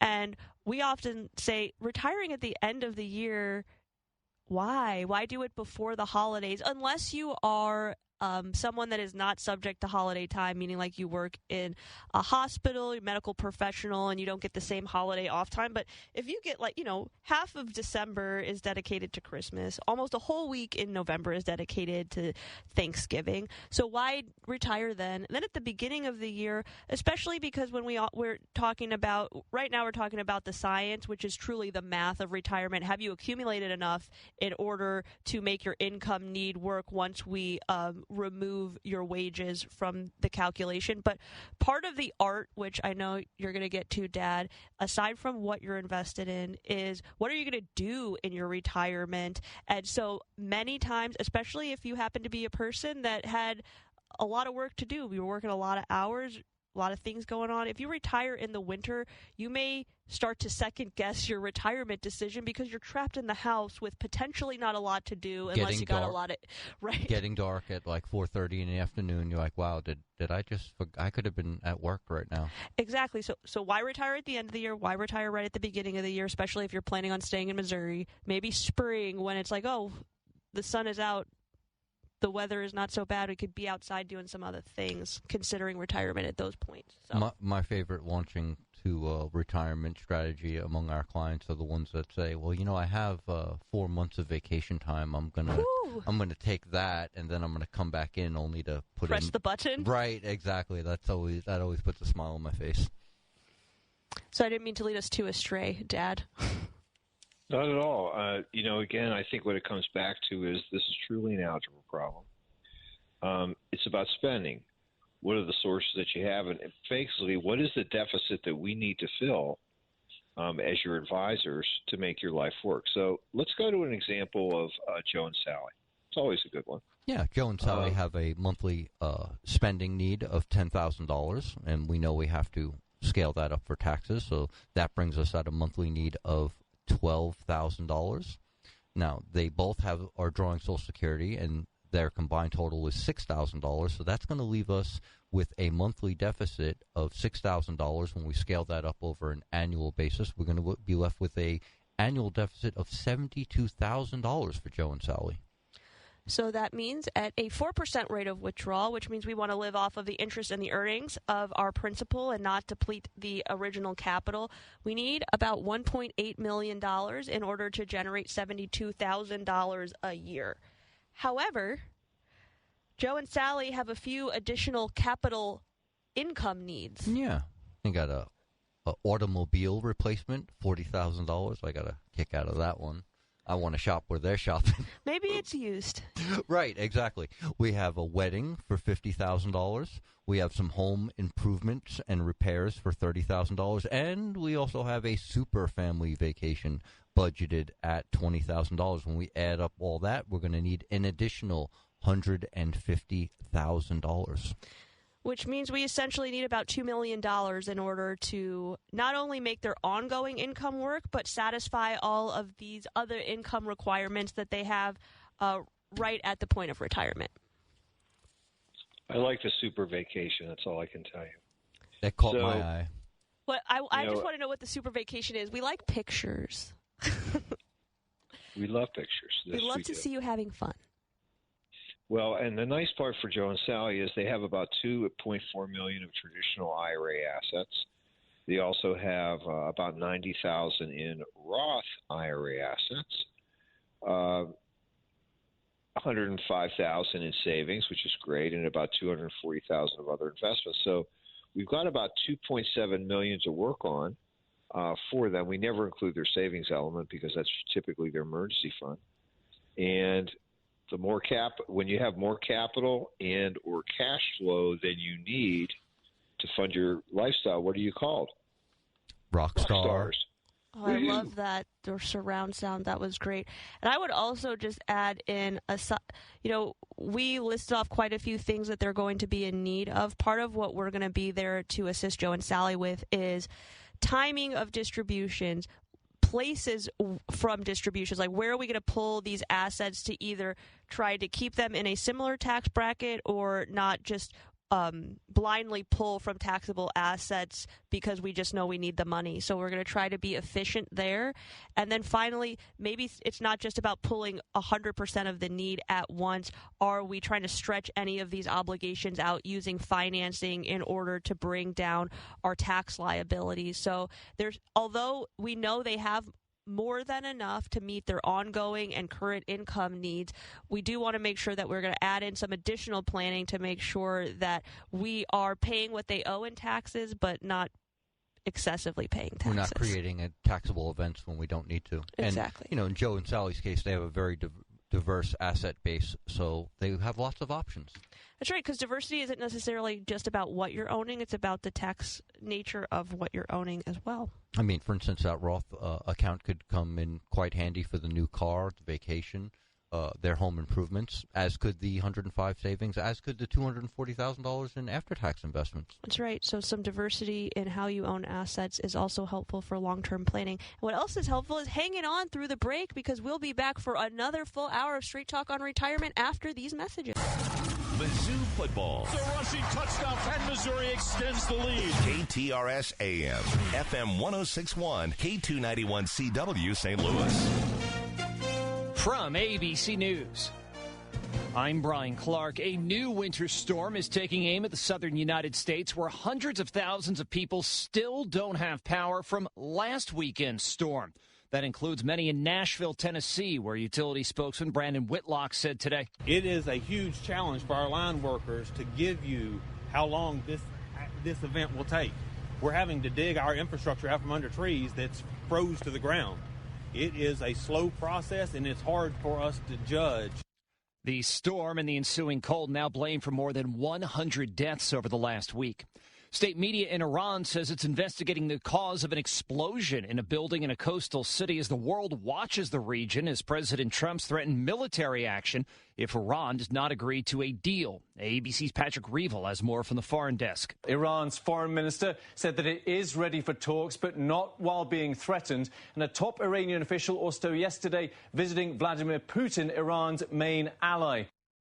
The Justice Department released more than 3 million pages of documents from the Jeffrey Epstein investigation, including communications with Elon Musk, who had said he never visited Epstein's private island. ABC's Olivia Rubin has more. Deputy Attorney General Todd Blanche, formerly Trump's personal attorney, saying the White House had no oversight here and no documents were withheld to protect the president. I can assure that we complied with the statute, we complied with the act, and there is no, we did not protect President Trump, we didn't protect or not protect anybody. There's a partial government shutdown now in effect after the Senate passed a government funding bill, but the House will not vote on it until it returns on Monday. Key dispute was funding for Homeland Security and ICE, and today marks 1 week since Alex Preddy was shot and killed by federal agents in Minneapolis. You're listening to ABC News. For your big game party, you better pop in to Total Wine and More for a guaranteed win. We've got thousands of bottles down every aisle, and prices so low they're gonna make you smile. Ask our helpful guides for a recommendation to add some spirits and wine to your beverage station. Discover something new and let the fun begin. Come on down to Total Wine and More for a guaranteed win. Drink responsibly, B21. This year's tax changes. Better not get caught snoozing. Miss one deduction, lose thousands. Not amusing. Big tax changes can mean bigger refunds at Jackson Hewitt. And right now, get $100 just to try us. Don't worry, tax filers. If money is tight, get $100 from Jackson Hewitt, so you'll sleep better at night. Limited time offer for new clients. Participating locations only. Details at jacksonhewitt.com. A new policy goes into effect tomorrow for air travelers who do not have a real ID or a passport. They'll need to pay a $45 fee. A judge in New York ruled Friday that the death penalty is off the table for Luigi Mangione, accused of killing the United Healthcare CEO, Brian Thompson. ABC's Eric Katursky has more on another ruling. The judge delivered Mangione a setback, though, ruling evidence seized from his backpack can be presented at his federal trial. So that means the alleged murder weapon, a notebook containing what prosecutors have described as a confession, and writings that prosecutors said included possible escape routes can be presented at Mangione's federal trial. Private spaceflight company Blue Origin's pausing one area of its business to better focus on another. Blue Origin hitting the pause button on space tourism flights for at least 2 years. The company founded by Jeff Bezos says Blue Origin will shift resources to speed up development of their human lunar capabilities. That's also in line with U.S. goals on their missions to the moon. Blue Origin and the New Shepard rocket and capsule flew 38 missions, sending 98 people to the International Space Line that's 62 miles above the Earth and back. Michelle Franzen, ABC News. In Melbourne, Australia, Lena Rybakina won the Australian Open women's singles title, beating world number 1 Aryna Sabalenka in 3 sets. I'm Brian Clark, ABC News. He's coming. Here he comes. Surprise! Your table saw broke. Also, the warranty expired weeks ago, so you need to pay for a new one out of pocket. At Progressive, we know small business owners don't usually like surprises because they cost you money. But a good surprise that could save you money? Getting a commercial auto quote from Progressive. Oh, and the replacement part you ordered doesn't fit, so it's completely useless. What a waste. Surprise yourself. See if you can save in as little as 8 minutes at ProgressiveCommercial.com. Progressive Casualty Insurance Company and Affiliates.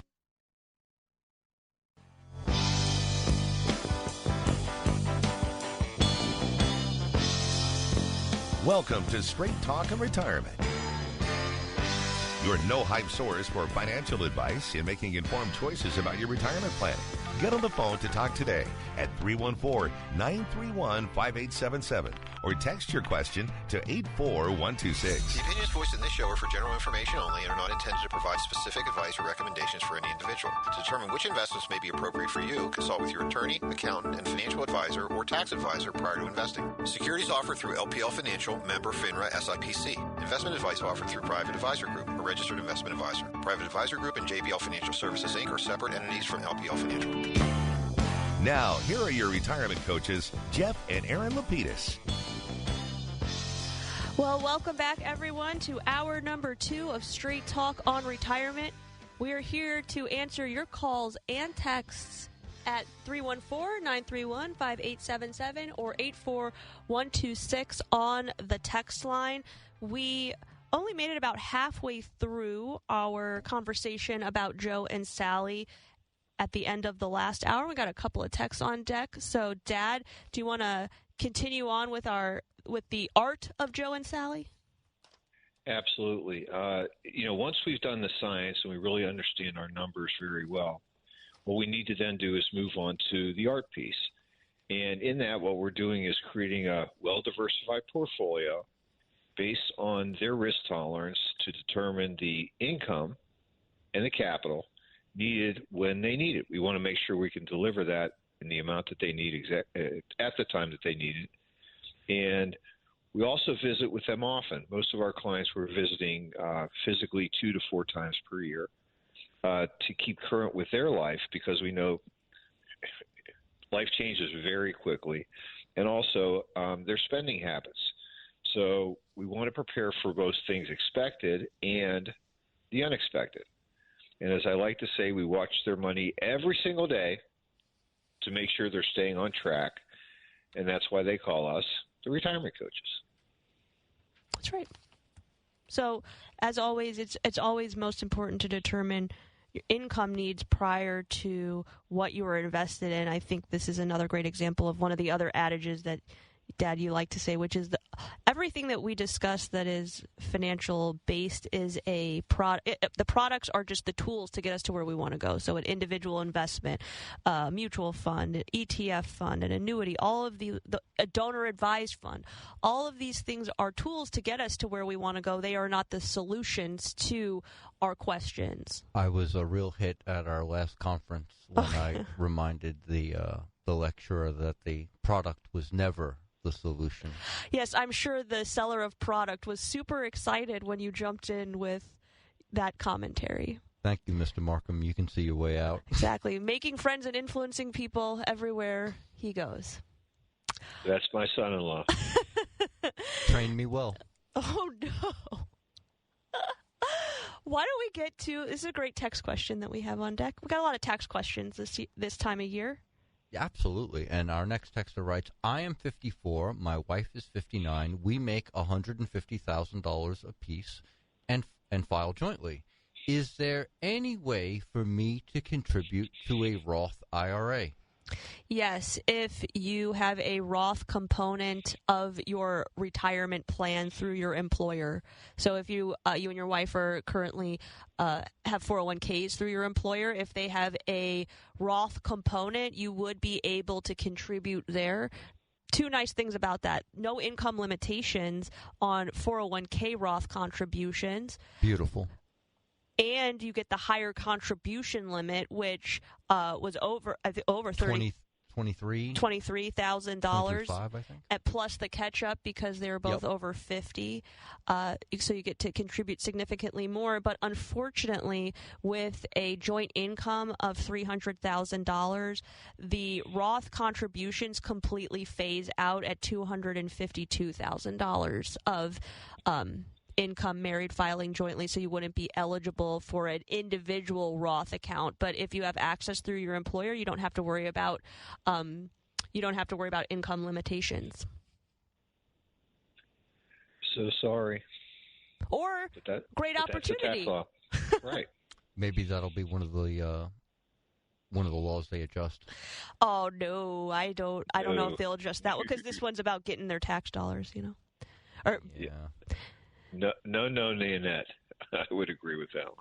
Right, because basically, well, it's hard to. Well, you know what? Now that if you think about it in the least logical way possible, that they might consider it because Roth contributions give them tax dollars today, but they're losing out on future tax dollars forever. As long as all the rules are followed. You get all of that growth tax free.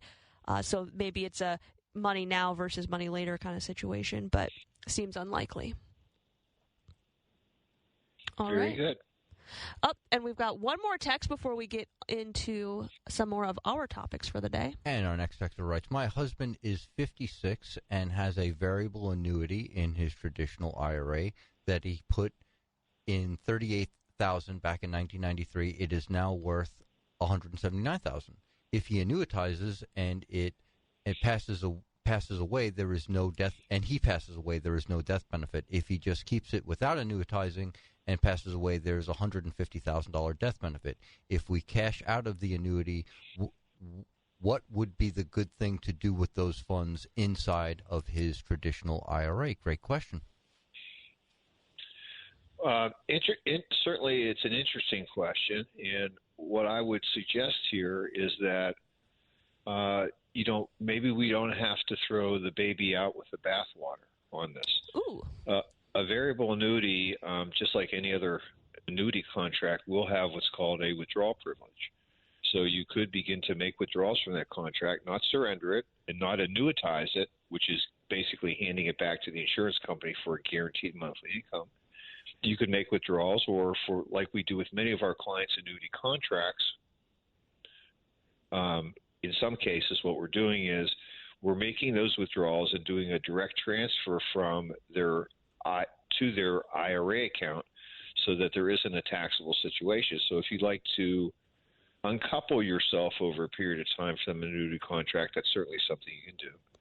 At the other side, go ahead, babe. I was just going to ask you a question based on the facts that they presented to us. There's a $150,000 death benefit, but the contract is worth $179,000.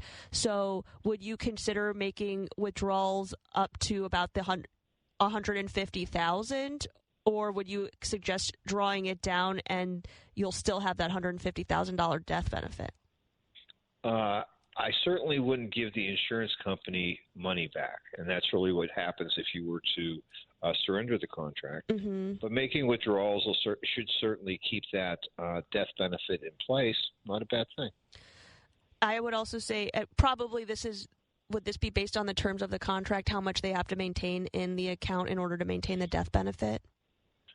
Well, usually they have to maintain at least $1,000. So they could theoretically have the best of both worlds, which is over time withdraw all the way down to that minimum number, and then still be able to take advantage of the death benefit, especially if maybe they weren't maybe they were no longer insurable. Yes, no question about that. That would probably be a very smart idea, good thing to do. Well, the last thing that I would mention is because this is held inside of an IRA, that death benefit is still taxable, though, correct? Right, because what happens is at the person's death, the IRA is actually, the variable annuity at that point is surrendered. The proceeds go back into the IRA. And then what would occur is that, again, it will be distributed as either to the surviving spouse or as a beneficiary IRA. So, although it's a death benefit, it doesn't have the same tax advantages as a life insurance death benefit. Exactly. Well, variable annuities can be a little bit complicated, and I would just urge our texter to maybe get a second opinion before they do anything. That is an excellent point to make. You might want to go back to the individual that sold it to you, but since it was 1993, they may no longer be in practice. Hard to say. Yeah, it's interesting because it sounds like from the question itself that this person wasn't using a financial advisor, because the financial advisor wouldn't suggest annuitization. I mean, and giving up the death benefit, or at least a good one wouldn't. So right, so they're probably just reading the terms and had a conversation with the insurance company that's just laying out what the options are. Yes, no. And by the way, if that texter would like to follow up with us with additional question or information, might be fun to jump on that. Yes, if you would like to, reach out to us, you can always do that through the website, jblfinancial.com, or you can email Jeff directly at Jeff, Jeff, at jblfinancial.com. He loves the annuity puzzles. Absolutely, and you didn't get Aaron's email, so you're really getting direct to me, which is cool. Right, because you love those annuity puzzles. We wouldn't keep you from it. Put our best war gamer on it. Exactly. Right man for the right job. Thank you. I appreciate that. Absolutely. I was thinking we haven't had our Medicare conversation in quite some time. We've had a few Medicare questions over the last several weeks because the calls and texts have been phenomenal, but we haven't really spent much time. And we have a short one today, but I think it's an important one. It's a nice refresher, especially as everyone begins the year if you're already on Medicare. And this could be Medicare Advantage, or it could be a standalone prescription drug plan because you have a supplement. It's nice to do a refresher on your prescription drug coverage. Absolutely. And, we took a little bit of a breather. I think we needed one after the chaos of open enrollment. Annual enrollment was a doozy this year. We are still in the thick of open enrollment right now, January 1st through March 31st. So if you're on Medicare Advantage and you don't love what you have, or you didn't review what you had and now you're not so sure about it, you still have an opportunity to make a change. But that won't be what we're talking about today. No, not at all. Let's talk a little bit about Deborah. Deborah called and said she went to the pharmacy, and they told her she'd have to pay $600 for her prescription. What a great way to start the year. Right, like Happy New Year. Here you go. Right. She said she called the insurance company, but she couldn't understand the person on the other end. That's not a shock. Right, exactly. So she called us, and she asked, how does the drug plan work? Why do I have to pay $600 for an inhaler? Do I have to pay this every time? She said, I do. Do I need to be looking at changing plans? Is there an alternative prescription? Because I cannot afford $600 a month. Right. Oh, she said, I can't afford this, so do I need a different prescription drug plan? This isn't going to work. Right. Okay. $600 a month? So that's a lot. Yeah. So let's talk about how do the prescription drug plans work? It's important to remember this sequence in this order. Premium, deductible, cost share, max out of pocket. I love this. So If anybody that is confused about their prescription drug plan, if you can get to a pen and a piece of paper, write this down: premium, deductible, cost share, max out of pocket. Very nice little flow chart we're going to take you through. All right. And the first one, you will pay a monthly premium for a standalone Part D drug plan for most plans, or your drugs will be included in your Advantage plan. So either you have a monthly premium to pay, so you can write that number down next to premium. If you have a Medicare Advantage plan, you can write a big zero next to that number because you're not paying anything, but you have prescription drug coverage. That's why this conversation works for everyone that is currently on Medicare. So either write your premium next to that or a zero. Okay, next we're going to talk about deductible. If your plan has an RX deductible, and most do, you will pay the deductible for tiers 3, 4, and 5 brand name and specialty medications. So for most prescription drug plans, tier 1 and 2 medications are not subject to the deductible that you may or may not have. So if you open your plan booklet and it says you have a deductible, write that number next to it. If it says RX deductible 0, you have no deductible, so you can write 0 next to it. If you're one of those people that has a deductible number, if your meds are tier 1 or 2, you don't have to worry about that number. You're going to pay what the copay was quoted. If you have tier 3, 4, or 5, some plans do cover tier 3 prior to the deductible, so they won't be subject. Many 3, 4, and 5 are all subject to the deductible. Absolutely. So, you have that, if you have the $615 drug deductible and you're picking up tier 1 or tier 2 medications, you're not going to pay it. You're only going to pay it, as my wife said, on the 3, 4, and 5. So think of those as like your statin, atrovastatin, simvastatin. Primobolan. Exactly. Yeah.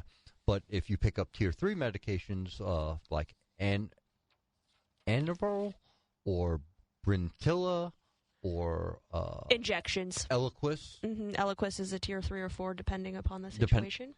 Then you're going to be responsible for that drug deductible. So it sounds like Deborah had an inhaler that was 3, 4, or 5. Right. And once she's finished paying the deductible, now we move to the cost sharing for your medication. So this is where you're going to pay copays. Absolutely. Or percentage if you're at a tier 5 med. Most tier 1 generics are 0. Tier 2 non-preferred generics can be free, anywhere up to from free to $10. Tier 3 name brands are typically anywhere from $45 to $150. Typically depends on if your plan has a set dollar amount for tier 3 or you're paying a percentage of the retail. Tier 4 non-preferred generic drugs are typically the most expensive, costing anywhere from $60 to $250 to fill. And tier 5 is a specialty tier, which is usually 25% of the retail. So you can find all of this information on your specific prescriptions in your plan booklet. So if you haven't filled your meds yet this year, or you did and you're like, I just want to take a look at what they're talking about, just take a look at your booklet or log into your portal, depending upon what plan you have, and you will be able to see where your drugs fall in the tiers that will give you your copay amount or the dollar amount you have to pay, which is reflective of the percentage.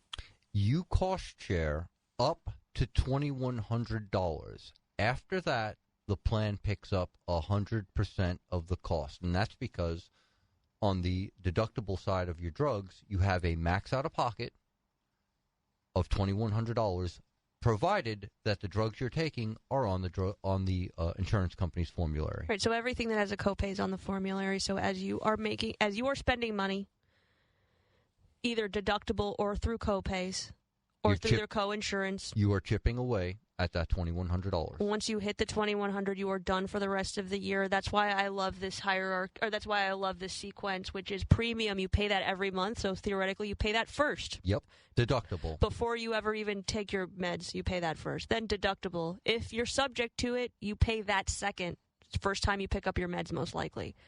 Now we're into cost share. You pay that ongoing throughout the year until $2,100. Which is your max out of pocket, and then you're done paying for the rest of the year. Everything starts over again on January 1st of 2027. Just like this year, there was a slight adjustment in that maximum out of pocket. 2025 was $2,000. This year Went up to $2,100. So it was a 5% increase. It's not unreasonable to assume that there'll be an increase next year. They may keep it the same, but it wouldn't be unreasonable to think that there may be another 5% increase of maybe $2,200 next year. That's right. So hopefully this helps, especially if you maybe had a little sticker shock when you went to the pharmacy for the first time this year, or you had your meds delivered for the first time this year. Know that once that deductible is met, your now cost you're into should cost share. Exactly. And now we're continuing to chip away, and hopefully many of our texters and listeners will get nowhere near that $2,100. That's my hope. But it is nice to know that there is a cap, like worst year of your life, drug-wise, and you got put on some expensive medications, that it is capped at $2,100. So at least you know, in the worst-case scenario, what your bills would be. That's right. So if you hit that deductible already, you know you only have $1,500 more to go. Worst-case scenario. Worst case. All right.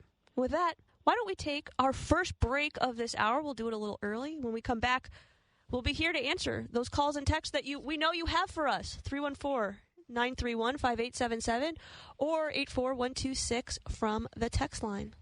Got gold? Get green at Jewels on Hampton. Jewels on Hampton pays the most for your precious metals, jewelry, gems, currency, antiques, and collectibles. Jewels on Hampton buys precious and semi-precious gems and stones, scrap gold, and sterling silver. Jewels on Hampton buys and sells paper money, wristwatches, and pocket watches. They even take pianos and cars. To sum up, bring your gold chains, bracelets, rings, coins, dental gold, and more to Jewels on Hampton, 4506 Hampton Avenue in St. Louis. And get green. Online at jewelsonhampton.com. This is Jeff Lapidus, the retirement coach. Wouldn't it be great to have a game plan, a real strategy, so that no matter what was going on in the stock market, the economy, or the world, that you could be confident about your retirement? Wouldn't that be great? If you're within 5 years of retirement, call me today at 314-863-0008. That's 314-863-0008. Or send me an email, jeff@jblfinancial.com, to arrange your free coaching session. Let's get started on your retirement game plan today.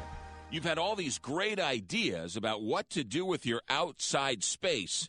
Now's the time to take the next step and call Outdoor Living, because Pat Leahy and the gang at Outdoor Living have built a showroom, which is a great resource for you. You can go in and see all the products they have, the composite decking, the metal framing. You see, at Outdoor Living, what they pride themselves on is building it right the first time and never having to worry about it again. So they build it.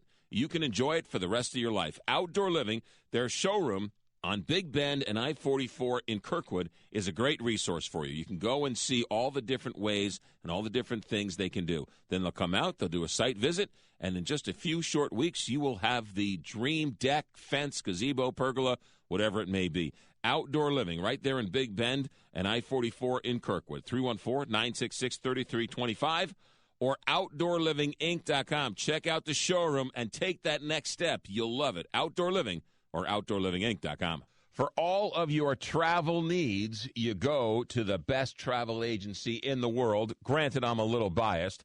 Altair Travel and Cruises. They'll take you wherever you want to go in style. They'll handle all the details. You handle all the fun. Don't go to the Googles. Don't make that mistake. It all starts at Altair Travel and Cruises on Brentwood Boulevard, 314-968-9600. Anywhere you want to go, let Altair Travel take you. AltairTravel.com. Let's talk about smart choices for your money. It's Straight Talk and Retirement on the Big 550 KTRS. Here are your retirement coaches, Jeff and Aaron Lapidus. Did it help? Well, welcome back to the show. It's 10:26 here on the Big 550 KTRS. Talk Radio St. Louis. We're here to answer your calls and your texts at 314-931-5877 or 84126 from the text line. And the text line is pretty compliant right now. I think we've answered everybody's text. So, Dad, dealer's choice, what would you like to discuss next? Well, let's talk a little bit about my friend Slim Jim. Ooh, okay. Got an email from Jim, and Jim writes, I am 65, divorced, and plan to retire in the spring. Oh, I'm taking your advice. He must have been a listener. Jim has a 401k plan with $1.74 million of assets today. Jim does not have a pension. I am sure I will need to access my retirement money to supplement my Social Security benefits. Here's how it breaks down. He has $1.45 million in a pre-tax 401k. He has $90,000 in a Roth 401k. That's fabulous. And so naturally, we had a lot of questions for him, or he had questions for us, actually. The first one was, what is the process of moving my 401k assets to a self-directed IRA without paying federal income taxes? That's a pretty common question, don't you think? Yes, it is. And I would also say that he sounds like he's pretty knowledgeable on the front end, because most people will simply just ask, how is it taxed when I move my 401k? So nice thing is, when we do that direct transfer from the 401k directly to your IRA account, no taxes need to be withheld, because that's going to be considered a tax-free transfer of assets or a direct rollover. Lots of names for the same event.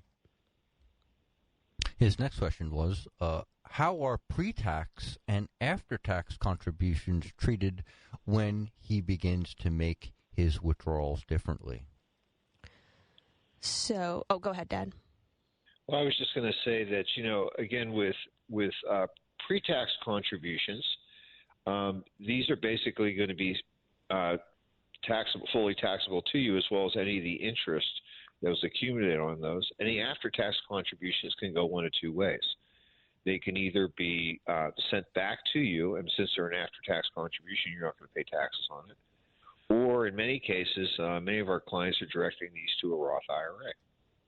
So that's kind of easy. So again, any after-tax contribution is always after tax. You don't pay tax again. Anything that's pre-tax or any interest earned is always fully taxable to you at the time of distribution from that IRA account, which is good. And his next question is not an uncommon one. With JBL Financial as my advisors, how do I get my money from these accounts? Oh, it's super simple. You just ask. You just send me a text, do you? Oh, no. Oh, no.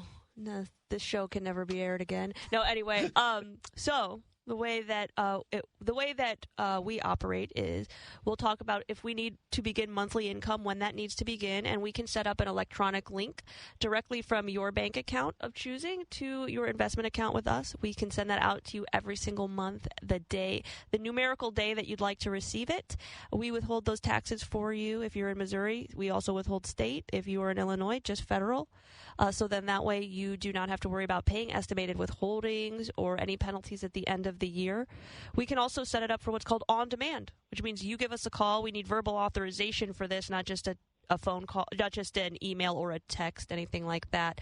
We'll get verbal confirmation from you, and then we can send out varying dollar amounts when you need them. So for those super vacations, for the remodels, for taxes at the end of the year, all of those pieces, we can send out supplemental distributions to you that are not systematically already set up. And then you receive 1099s at the end of the year to reflect what you've taken from the accounts. I love how you say, would you like us to recreate your paycheck for you? Because, a lot of people get paid every 2 weeks, sure. and we can set it up on that basis, a monthly basis. It's totally up to you. That's right. And we also kind of like to help you coordinate if you're getting Social Security the third Wednesday of the month. Do you want this at the beginning or the end? When are specific bills due? So we can be flexible. We can also make adjustments to this as your needs might change. The nuts and bolts of these setups are relatively straightforward and fairly simple. That's right. And his next question, and you touched a little bit on it, will federal and state income taxes be withheld from distributions I receive, or do I need to make quarterly estimates? Only if you want to make the IRS your part-time job in retirement. But we're happy to alleviate that for you. Most likely you weren't doing that while you were working, so why add something to your plate? Let's just do it consistently across the board. Absolutely. And we do have some folks that do quarterlies, but a lot of them do eventually change over to doing monthly withdrawals because, Why mess with your life? Right. Yeah, why mess with your life? I mean, it just takes way too long to do these things. So have fun, enjoy what you're doing, and we'll be happy to take care of the money for you. I guess the only other, there are a lot of other looming questions, but one of the main ones that also comes out with most folks is, does it make sense for me to delay electing my Social Security benefits? Now, in Jim's case, he's kind of easy. Because he's divorced. Exactly. So we're not really worried about a spousal continuation benefit or growing it over a long period of time for him. At the same time, what it really comes down to is Jim going to continue to work after retirement between then and age 67, which is his normal retirement date?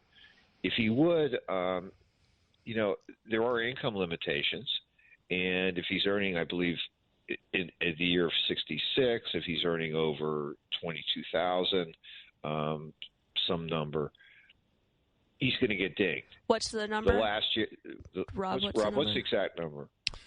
$24,480. So that's this year because it got adjusted for inflation from last year. Right, and then what happens about, and then the year he's turning, I think it goes up to 60-some thousand. Is that correct? We got a nice bump on that side. 65,160. So Fabulous. You can earn up to that $24,000 the year 65 and 66. The year you turn normal retirement age, which for Jim is 67, he can earn up to $65,000 and change without being subject to any takebacks. Now, once he reaches his normal retirement age, you work. You can go back to working as much as you like. You can unretire in a heartbeat. Right. Go and have a little bit of fun. But in most cases, if you're single and you're not going to work between when you retire and your normal retirement date, it always makes sense to take it. There's no reason to play the odds. I also always like the idea of starting to get some return on your tax dollars without having to utilize your assets to make your income work. Yeah, let's take the pressure off Jim, and let's let Uncle Sam do the rowing. I like that. I like that too. Good analogy there, Rob. I love that. We've got. Well, that's great. Yep. Go ahead, babe. I was going to say we've got a few text questions on deck after we started talking about Jim. And we very much appreciate that. And our next texter writes, I am 73, need to start taking RMDs this year. What's the best way to withdraw? I have to take $53,000. My wife has to take $26,000. Should I do a lump sum or monthly? Have the taxes been withheld, or do I have to pay them at the end of the year?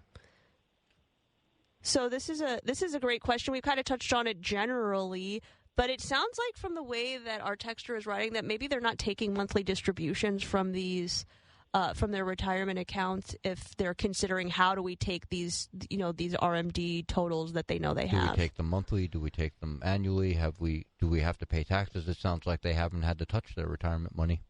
I think I would consider, and this is what I was thinking about when you answered the more generic question about taking it monthly or the lump sum, which is, first thing is, what are you going to do with the money? Like, have you made that decision yet? If it's just getting reinvested, then maybe take it monthly and reinvest it monthly so you can dollar cost average back in. But if you have specific income needs, like you said, Dad, why don't you match the distributions up with when you need the income so you can stay invested until you need the money? Then you go ahead and take that the part of your distribution. You can take it more than once during the year. So you can take multiple distributions. Just like if you were doing monthly, that would work out to 12. Well, you could take 3 as long as you hit those respective numbers, $53,000 for yourself and $26,000 for your wife. By the time you get to December 31st of this year, then you will have satisfied the distribution. So matching it up to events, I think, makes a lot of sense and, can take the pressure off of maybe your other income sources. Maybe you're squirreling a little bit away every month in your own escrow, so to speak, to pay property taxes. Well, now you have that ready made. You don't have to worry about saving for it. Yes, I totally agree. And again, so it's really, again, a hierarchy here. Number one is you're taking your RMDs. Am I making charitable contributions of more than $2,000 a year? If the answer is yes, then guess what? Take those from your IRA first. Have them directed from your plan sponsor first, so you can reduce your tax liability. Secondarily, identify events during the year that you're saving money for, whether it's repairs, whether it's for real estate taxes, whether it's to help John and Susie, whoever it might be, vacations, Christmas presents, etc. You won't have to save anymore, because the nice part is that you know that this money's coming. Time it so that it comes to you in the way that you want to, and definitely have taxes withheld, so you don't have to run to the post office every four times a year, so every quarter, so you can make quarterly withholds. Makes life a lot easier. It makes things easier, and also you're going to owe the money. So if you receive the net amount for those distributions to pay for things, then you have already paid the tax component too, versus knowing that, okay, well, if I took based on our texters numbers here, if I took the $53,000 out of the IRA gross, didn't have any taxes withheld, you're still going to want to set aside those tax dollars to be paid later. Why not just go ahead and pay them? Especially if you're taking the money, just pay the taxes would be my opinion too. I think that makes a lot of sense. You don't want to create a situation that you could regret down the line. You may not, when you're taking withdrawals like that, you may not dot every I and cross every T. Better to just have them withhold it on the front end. That way you don't have to worry about having to chase anyone down on the back end. Yep. Good thinking. Really good question, by the way. Yeah, I love it. Yeah, our texters have been coming up with some really good ones today. Another RMD I bet we could go the whole year with just required minimum distribution questions. But we won't, because we have we love to talk about lots of things. Let's get to this one, though. And our next texter writes, when you have to take an RMD, can you reinvest 1 year and take a lump sum the next year and keep alternating the following years? The only requirement... Well, let me phrase it this way. The requirements that you have when you reach required minimum distribution eligibility is it must be withdrawn from your IRA by December 31st of the year that you turn 73, unless you're going to take two the year you turn 74. Your 73 distribution has to come out before April 15th. Your 74 distribution has to come out before December 31st. But in terms of satisfying any and all of those distributions, once they have been removed from your IRA account, you're free to do with it what you'd like. You can reinvest it. You can put it into a savings account. You can spend it on your children. Dad, you're not quite 73 yet, but you could do that if you wanted to. The only place it can't go is a DAF. You cannot send it directly from your IRA to your donor-advised fund because you do not get the tax deduction for that. So that's the only thing you'll want to avoid. Oh, the second only thing, there are two only things, DAF, and you cannot put your required minimum distribution into a Roth. So if you are extracting the funds from your IRA to reinvest, they're going to have to go into either a trust account, a joint account if you're married, an individual account if you're single, just an after-tax investment account, your checking account, your bank account, savings account. And we had one more texter writes, great. How do they determine your RMD amount?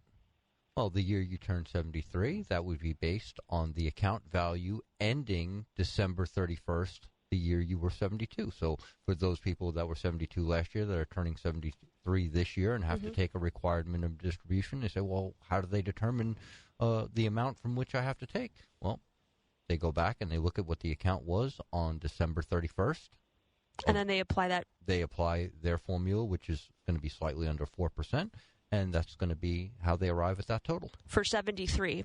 Then every subsequent year, that percentage applied goes up slightly, and they are going to use December 31st of the previous year. Going forward.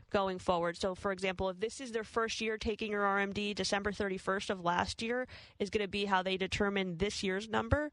When we get to 2027, they're going to look at December 31st of 2026 to determine what 2027's required minimum distribution is. And just as an example, my dad was in the 4% bracket when he first was a young man and taking his RMDs, and now he's almost 9. Like in the 8% bracket. Yeah, he's upper 8% now. Creeping up. Exactly. Well, I think we've got one final Medicare question, and then I think we should take our second break of the hour. It sounds like a plan. And speaking of a plan, our texter writes, I have a plan, an end plan, and I don't pay a copay at the point of sale from my providers. I suppose some ask for it at the office, and others just bill you later? Yes. Yeah, absolutely, because it's a $20 copay, I think, with Plan N for visits. You know, I've never seen a doctor's office that was shy about reminding you that you owed them, whether it be $5, $10, what have you. They are very not shy about. They're happy to collect their copays. So yes, you'll probably receive a bill in the mail. Sometimes there are no copays associated with follow-up visits. So it just depends. But like Rob said, they'll come for you. Don't worry. So have the $20 at the ready. But absolutely. All right, so that being said, why don't we take our second break of the hour? When we get back, we'll be happy to answer more calls and text, 314-931-5877 or 84126 from the text line. This is Erin Lapidus, the retirement coach. Wouldn't it be great to have a game plan, a real strategy, so that no matter what was going on in the stock market, the economy, or the world, you could be confident about your retirement? Wouldn't that be great? If you're within 5 years of retirement, call me today at 314-863-0008. That's 314-863-0008. Or send me an email at aaron@jblfinancial.com to arrange your free coaching session. Let's get started on your retirement game plan today. Hi, everybody. This is Dr. Dan Lang. Join me every Sunday afternoon from 2 to 3 on the Big 550 for Animal Talk, where I talk about everything regarding dogs, cats, and other domestic animals. Topics include nutrition, training, medical checkups, special guests show up now and then, and of course, I'll answer your questions. So join me every Sunday afternoon from 2 to 3 for Animal Talk on the Big 550 KTRS, the Animal Talk of St. Louis. Every day another adventure. Our greatest discoveries come when we stop searching. Beneath the endless sky, away from the stress of work, the answer to the ancient Zen mystery, the sound of one hand clapping. Take a trip in an RV from Byerly in Eureka. For the rest of your life, you gotta be there. Byerly RV. Let's talk about smart choices for your money. It's Straight Talk and Retirement on the Big 550 KTRS. Here are your retirement coaches, Jeff and Erin Lapidus. Well, we're back for our last segment of the show. Our phone lines are open. We'd love to hear from you. 314-931-5877 or 84126 from the KTRS text line. And we just had a text fly in through the break, and our texter writes, Hi, I have a regular Medicare plan with an AARP supplement. I'm needing to have cataract surgery done. Do I have to pay out of pocket for any extra benefit like interactive lenses? How much will the insurance cover? Thank you. So the way that your plan will work if you have a Medicare plus a supplement is that you're going to pay the Medicare, assuming you might have a Plan G. If you have a Plan G, you will pay towards your deductible till you reach that. What's the Part B deductible? $288. So $288 for this year, if this is the first thing you're doing. Now, the main question is the cataract surgery plus the lens. This is true if you have a Medicare Advantage plan or if you are using a supplement. The cataract surgery is covered based on the plan that you have. If you have a supplement Plan G, you will pay towards the deductible, and then you will be done paying for the surgery itself. Medicare will pay for the base lens approved by Medicare. So we call that the base lens. That's what Medicare will approve. If you are on a Medicare Advantage plan or you are on a supplement, you want to buy up your lens, and let me tell you that every client I've worked with has bought up their lens in one degree or another. I mean, this is essentially a body part you're putting into your eye. You want a little bit better than whatever the base is. You know, I've worked with clients that are photographers. They want the absolute best lens. So maybe we don't need to go to the peak performance lens, but you might want the bifocal or the trifocal. Whatever the case is, you want to buy up the lens. You are going to pay out of pocket 100% of the difference between the base lens and the lens you choose. It does not go towards your deductible. It does not go towards your maximum out of pocket if you are on a Medicare Advantage plan. It is just an additional expense not covered by Medicare. However, you do want to talk to your doctor about this probably extensively before you make a decision. And unfortunately, this is just one of the pieces where Medicare doesn't have any additional. They're giving you base coverage, essentially, and if you would like above and beyond, you're going to have to pay out of pocket for it. They don't have any extra coverage for that. Even if you have eye coverage, so let's say you have a separate eye policy because you have a supplemental plan, it doesn't cover any eye care. This is not going to add any additional benefit for you. The way that I like to think about vision insurance is that's all your preventative plus glasses and contacts. It's not going to help with the cataract surgery either. So just know that the majority of the expense is covered, but that differential in the buy-up is going to be your responsibility. All right, and our next texter writes, can I use my RMD distribution to fund a Roth IRA? I wish you could, sir. That's unfortunate. No, though the IRS figured out that particular loophole, they're not going to let you create some more tax-free opportunities. And the real reason is you're not converting from the required minimum distribution is not a conversion. It's a requirement to be withdrawn. So you need to pay taxes on it. And then secondly, because it's not a conversion, you can't put it in the Roth if you don't have earned income, and the government doesn't want you to put the net amount in to, grow tax-free for life. So unfortunately. And then the last, we had a great follow-up text. For everyone that is trying to calculate their required minimum distribution, you don't have to do this calculation on your own. In fact, we highly encourage you not to do the calculation by yourself, because every custodian, so every company that is holding IRA assets on behalf of beneficiaries has to report to them what the requirement is for that specific account. So if you're holding an account at a brokerage firm or with this fund company directly or at a bank, they're all going to send you letters that say, in this specific account, you could have 4 accounts at one institution. They will send you 4 letters that say, this is how much you need to take from each of these accounts.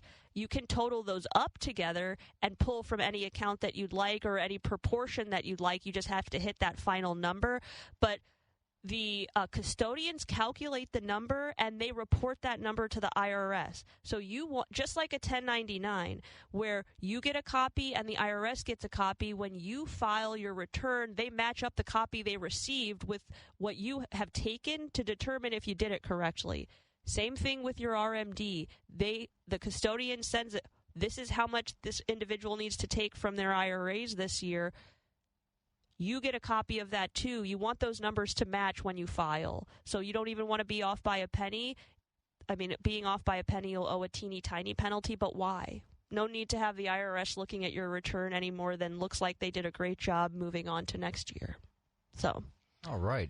But you can find that at the IRS.gov website if you want to take a look at the required minimum distribution tables. They do have the calculations readily available for you. I just highly recommend you demand that you get those letters. You call up the custodian, ask for the letter if you might have missed it. Let's let the custodian do a little work here. Right. I mean, they're holding your assets. They've been paid this whole time. They let them calculate your RMD. Yes. We don't want to see anyone left without a chair when the IRS music stops. Right. Don't know what that tune is, but we don't like it. Absolutely. And our next texter writes, what do people who inherit IRAs need to know? Well, they need to know that they have 10 years to, if this is non-spouse. Non-spousal. I'm going to assume that our questioner was a non-spouse, inheritor or potential inheritor. Beneficiary. Of a IRA, and you have 10 years to empty out said IRA, whether it's a Roth or a traditional. Now, if it's a traditional, you'll have to pay taxes because no taxes have been paid on that money. But if it's a Roth, you still have to withdraw it within 10 years. You just won't have a tax bill associated with those withdrawals. What about required minimum distributions? You've inherited that too. So if you're inheriting in a traditional IRA from a contributor who is currently taking an RMD, that is going to be something that you are inheriting as well. So the minimum is is the RMD. The maximum would be the account value in total. But you have 10 years to take it out, and your floor on those distributions is going to be the RMD of the previous owner. Dad, did you want to jump in on that one? Well, I don't even know if he's there. Where'd the guy go? Maybe we put him to sleep with our chat. No, Robbie, there he goes. You did a very wonderful job.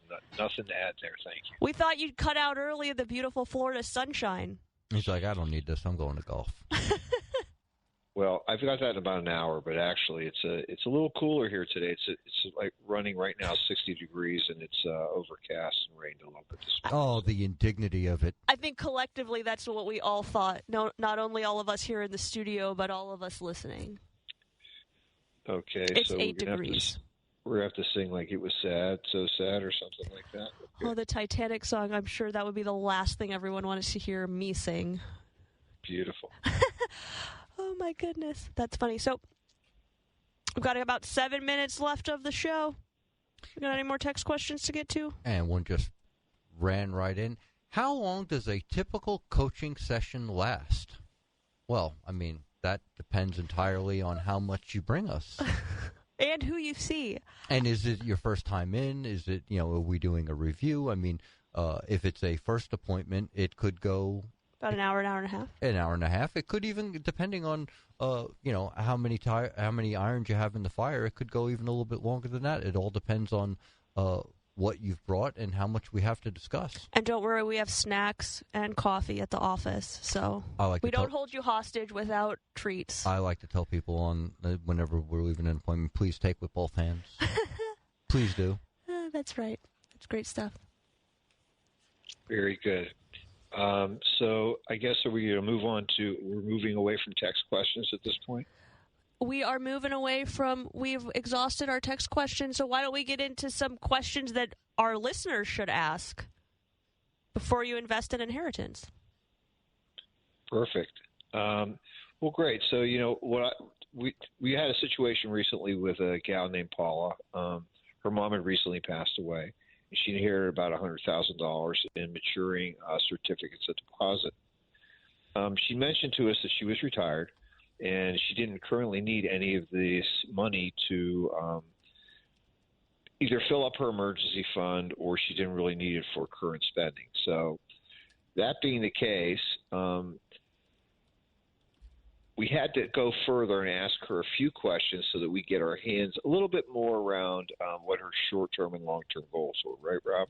Absolutely. And the first question we wanted to nail down is, will you need to access these funds in the next 12, 18, 24 months for capital purchases, vacation, wedding, new car, any reason or event that's upcoming that those funds should be not put at market risk? That's very good. And I guess the second question, maybe an important investment question here, is how does adding this money to your investment portfolio change your risk tolerance? Are you becoming maybe too conservative? Or are you becoming not as well invested as you should be? Couple of very good questions. So those are really kind of the two that I'm thinking about, babe. I don't know if you have any other ones you're thinking about, but no. But I did kind of want to touch on that portfolio balance with the inheritance because, Dad, you have some additional experience here. But over the last 15 years or so, I have noticed that it can go a couple of ways with inheritance. Some people tend to become more conservative with the inherited money that they've received. This was mom or dad's money. They've put some emotional ties to that money, so it can create a more conservatively oriented portfolio depending upon how much you've inherited versus your overall portfolio prior to the inheritance.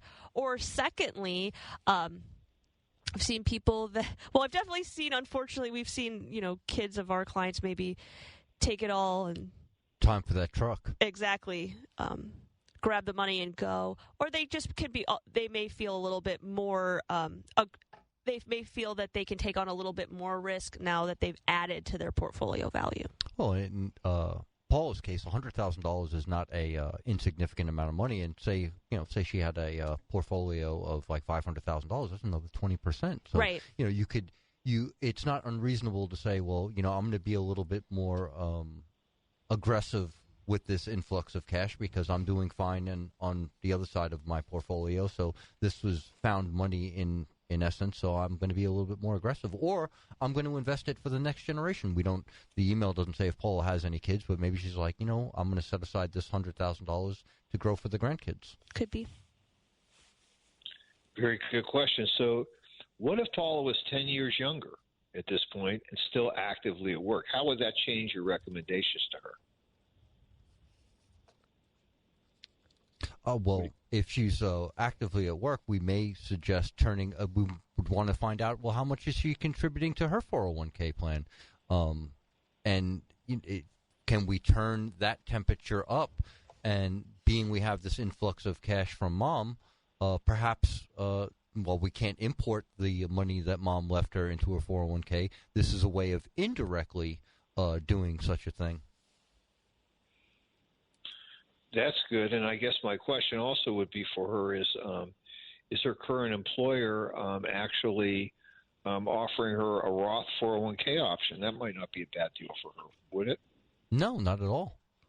Again, we can't. It's not a one-for-one. We can't import mom's maturing CDs into her retirement plan. But what we could do is we could use those CDs as income and divert her salary base into those retirement plans, and that would certainly make some sense. Sounds good. Are there any reasons that she would want to accumulate money for any other reason, either on a pre-tax basis or after-tax plan today, right? And if so, we would definitely need to have some assets then to be made available to her. Absolutely. And another question, does she have any debt? We haven't talked about the debt obligations. Right. Does she have any that she may need to liquidate at this point, or that could affect her cash flow in retirement? We might want to get rid of those as well. And we got to wrap it up for today, but we'll be back next Saturday from 9 to 11, so everyone have a great weekend.